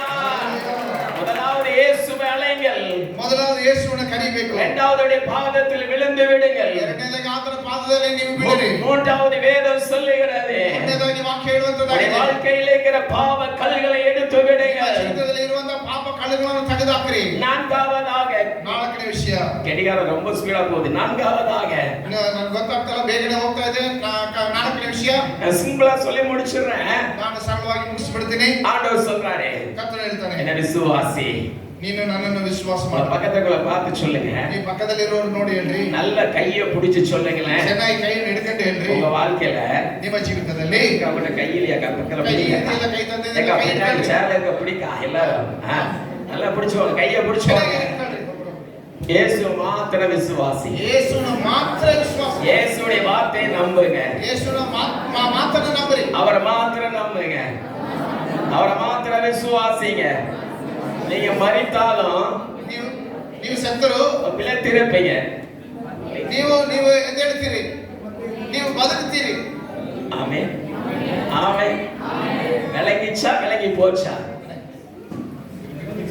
ನಿಮಗೆ ಅರ್ಥ ಆಯ್ತಾ ಇಲ್ಲ ಬಿಟ್ಟು ಹೋಯ್ತಾ ಅಂತ ಕೇಳ್ತಿದ್ದಾರೆ. வேதம் சொல்லுகிறது, ವಾಕ್ಯ ಹೇಳ್ತದೆ, ஆண்டவர் சொல்றார், நீங்க விசுவாசித்தால், ನೀನು ನಂಬುವುದಾದ್ರೆ, நீங்கள் மரித்தாலும் பிழைத்திருப்பீர்கள். ನೀನು ಸತ್ತರು ಬದುಕುವೆ ಎಂಬುದಾಗಿ தேவனுடைய நாமம் மகிமைப்படும்படியாய் ದೇವರ ನಾಮ ಮಹಿಮೆ ಹೊಂದುವಾಗ இயேசு ஆண்டவர் அந்த பெத்தானியா பட்டணத்துல இயேசு அந்த அற்புதத்தை செய்தாரே. ಆ ಬೆಥಾನಿಯ ಸ್ಥಳದಲ್ಲಿ ದೇವರು ಮಹಿಮೆ ಪಡುವಂತ ಕಾರ್ಯವನ್ನು ಮಾಡಿದರು. ஆமென் சொல்லுங்களேன். ಆಮೆನ್ ಅಂತ ಹೇಳಿರಿ. அவர் மரித்த லாசருவை 4 நாட்களிலே, ಆತನು ಸತ್ತು ಹೋದ ಲಾಜರನು 4 ದಿನದಲ್ಲಿ அவனை உயிரோடு எழுப்பின இயேசு ನಮ್ಮ மத்தியிலே இறங்கி வந்திருக்கிறார். ಆತನನ್ನು ಜೀವಂತವಾಗಿ ಎಬ್ಬಿಸಿದಂತ ಯೇಸು ನಮ್ಮ ಮಧ್ಯದಲ್ಲಿ ಇದ್ದಾನೆ. எனக்கு எலும்புகள் செத்து போயிருக்கலாம், ಒಂದು ವೇಳೆ ನಿನ್ನ ಎಲುಬುಗಳು ಸತ್ತು ಹೋಗಿರಬಹುದು, நரம்புகள் செத்து போயிருக்கலாம், ನರಗಳು ಸತ್ತು ಹೋಗಿರಬಹುದು, ஒருவேளை கடல் பிரச்சனை உங்களை அழுத்திக் கொண்டிருக்கலாம், ಒಂದು ವೇಳೆ ಸಾಲದ ಸಮಸ್ಯೆ ನಿಮ್ಮನ್ನು ಮುಳುಗಿಸ್ತಾ ಇರಬಹುದು, ஐயோ என்னால வட்டி கொடுக்க முடியல என்று சொல்லி நிற்கலாம், ನನ್ನಿಂದ ಬಡ್ಡಿ ಕಟ್ಟಕ್ಕಾಗ್ತಾ ಇಲ್ಲ ಎಂಬುದಾಗಿ என் பிசினஸ்ல எல்லாம் நஷ்டம் என்று சொல்லி நிற்கலாம், ನನ್ನ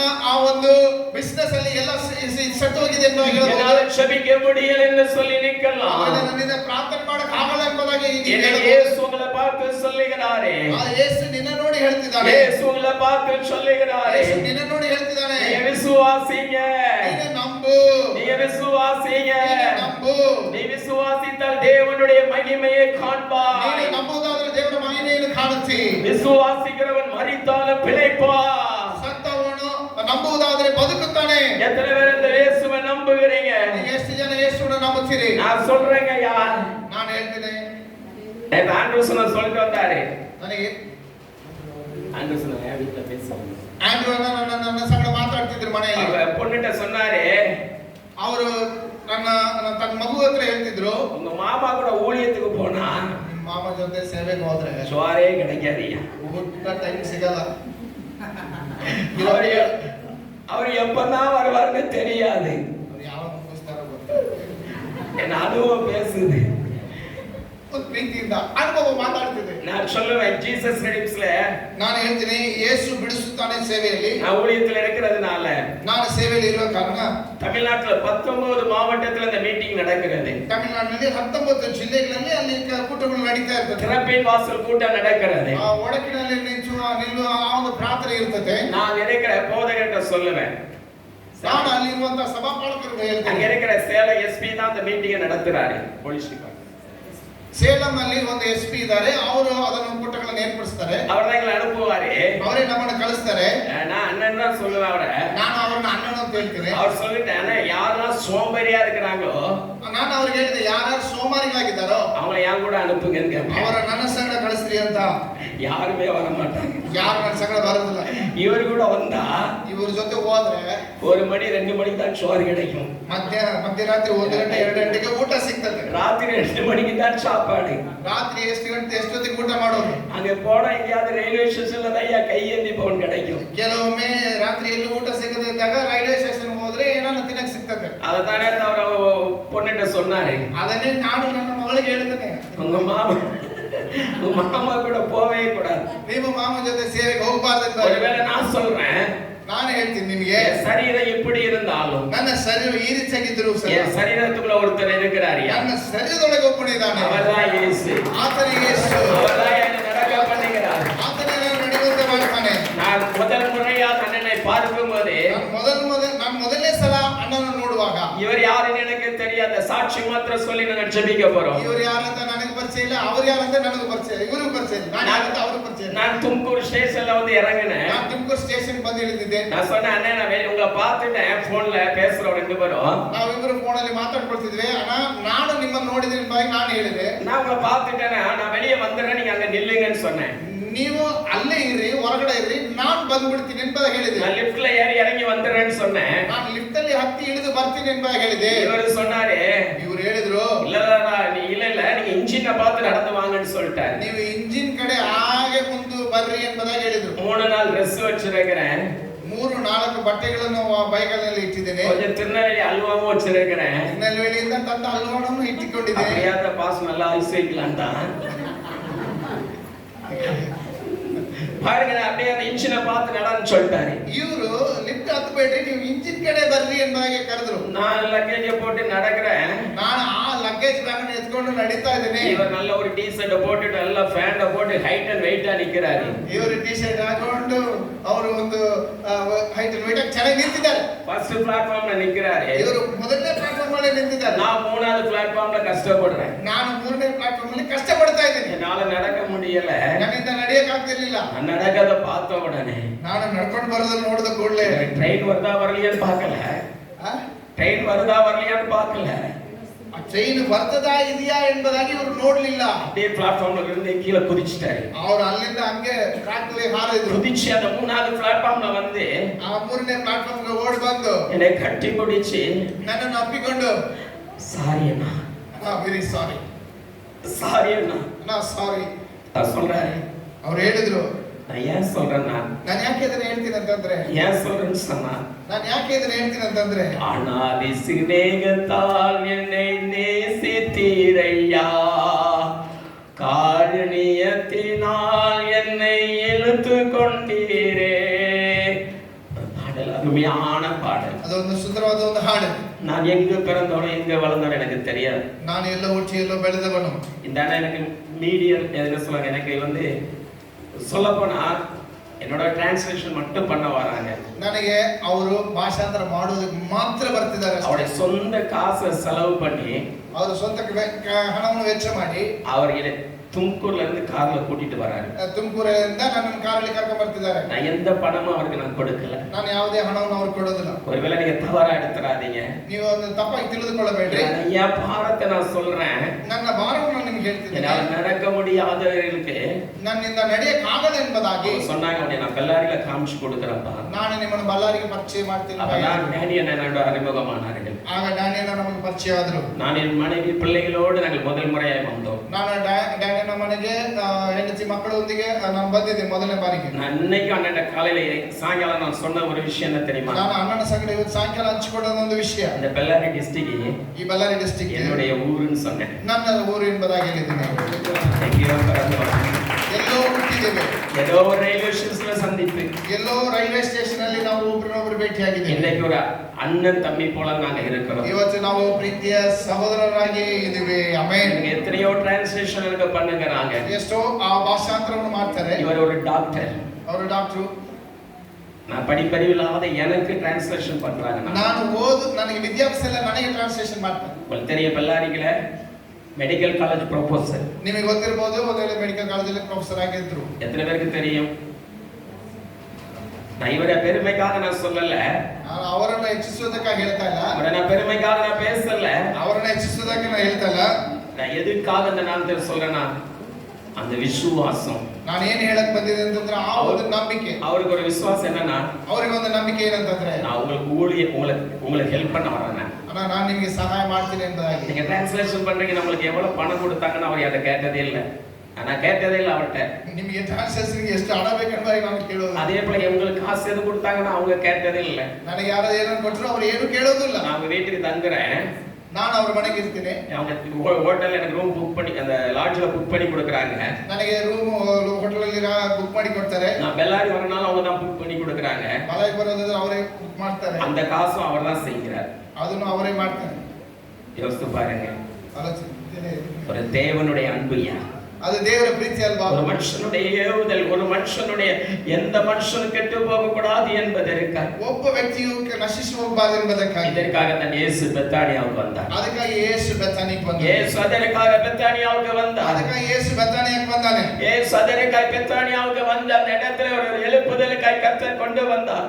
ಒಂದು ಉಜ್ಜೀವನಕ್ಕಾಗಿ ಆ ಕರ್ತನು ನಿಮ್ಮನ್ನು ಕರೆತರ್ತಾನೆ. என்னோட பெரிய ஊழியக்காரங்களாம் அந்த பட்டணத்துல இருக்கிறாங்க. ನನಗಿಂತಲೂ ಹೆಚ್ಚಿನ ದೊಡ್ಡ ಸೇವಕರು ಈ ಪಟ್ಟಣದಲ್ಲಿ ಇದ್ದಾರೆ. என்னோட பெரிய தீர்க்கதரிசிலாம் அந்த இடத்துல இருக்கிறாங்க. ನನಗಿಂತಲೂ ಹೆಚ್ಚಿನ ಪ್ರವಾದಿಗಳು ಈ ಸ್ಥಳದಲ್ಲಿ ಇದ್ದಾರೆ. நான் ஒரு விஷயத்தை மாத்திரம் சொல்றேன், ಆದ್ರೆ ಒಂದು ವಿಷಯ ಮಾತ್ರ ನಿಮಗೆ ಹೇಳ್ತೀನಿ, நான் நடக்க முடியாத என்ன கொண்டு கர்த்தர் பயன்படுத்துறாருன்னா, ನನ್ನನ್ನು ನಡೆಯಕ್ಕಾಗದ ನನ್ನನ್ನು ದೇವರು ಉಪಯೋಗಿಸುವುದಿಲ್ಲ. உங்களுக்கு நல்ல கைகால கர்த்தர் கொடுத்திருக்கிறார் அல்லவா? ಚೆನ್ನಾಗಿ ಕೈ ಕಾಲನ್ನು ದೇವರು ಕೊಟ್ಟಿದ್ದಾನೆ. இயேசு உனக்கு நல்ல கைகால கொடுத்திருக்கிறார் அல்லவா? ಯೇಸು ನಿಮಗೆ ಒಳ್ಳೆ ಕೈ ಕಾಲುಗಳನ್ನು ಕೊಟ್ಟಿದ್ದಾನೆ. ஆண்டவருடைய நாம மகிமைப்படும்படியா ನನ್ನ ಕರ್ತನ ನಾಮ ಮಹಿಮೆಗಾಗಿ எத்தனை பேர் எழுந்து பிரகாசிக்க போறீங்க? ಎಷ್ಟು ಜನ ಎದ್ದು ಪ್ರಕಾಶ ಹೊಂದಲಿಕ್ಕಿದ್ದೀರಿ? வேதம் சொல்லுகிறது, ವಾಕ್ಯ ಹೇಳುವಂತದಾಗಿ, நான் உன்னிடத்தில் வந்து உன்னை ஆசீர்வதிக்க போறேன்.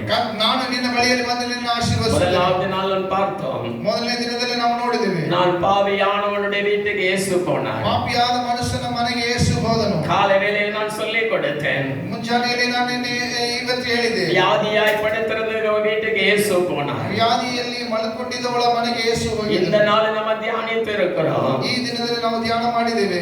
பரித்து துக்கம் விசாரிக்க வந்த வீட்டுக்கு இயேசு போனார். ಆ ಸತ್ತು ಆ ದುಃಖವನ್ನು ವಿಚಾರಿಸುವಂತೆ ಮನೆಗೆ ಯೇಸು ಹೋದರು. அந்த வீட்டுல இயேசு அற்புதம் செய்தார். ಆ ಮನೆಯಲ್ಲಿ ಯೇಸು ಅದ್ಭುತ இன்னைக்கு ಮಾಡಿದರು. உங்க வீடுகள் அற்புதம் நடக்க போகுது. ಇವತ್ತು ನಿಮ್ಮ ಮನೆಗಳಲ್ಲಿ ಅದ್ಭುತ ಆಗ್ಲಿಕ್ಕಿದೆ. எல்லாருடைய வாழ்க்கையில் அற்புதம் நடக்க போகுது.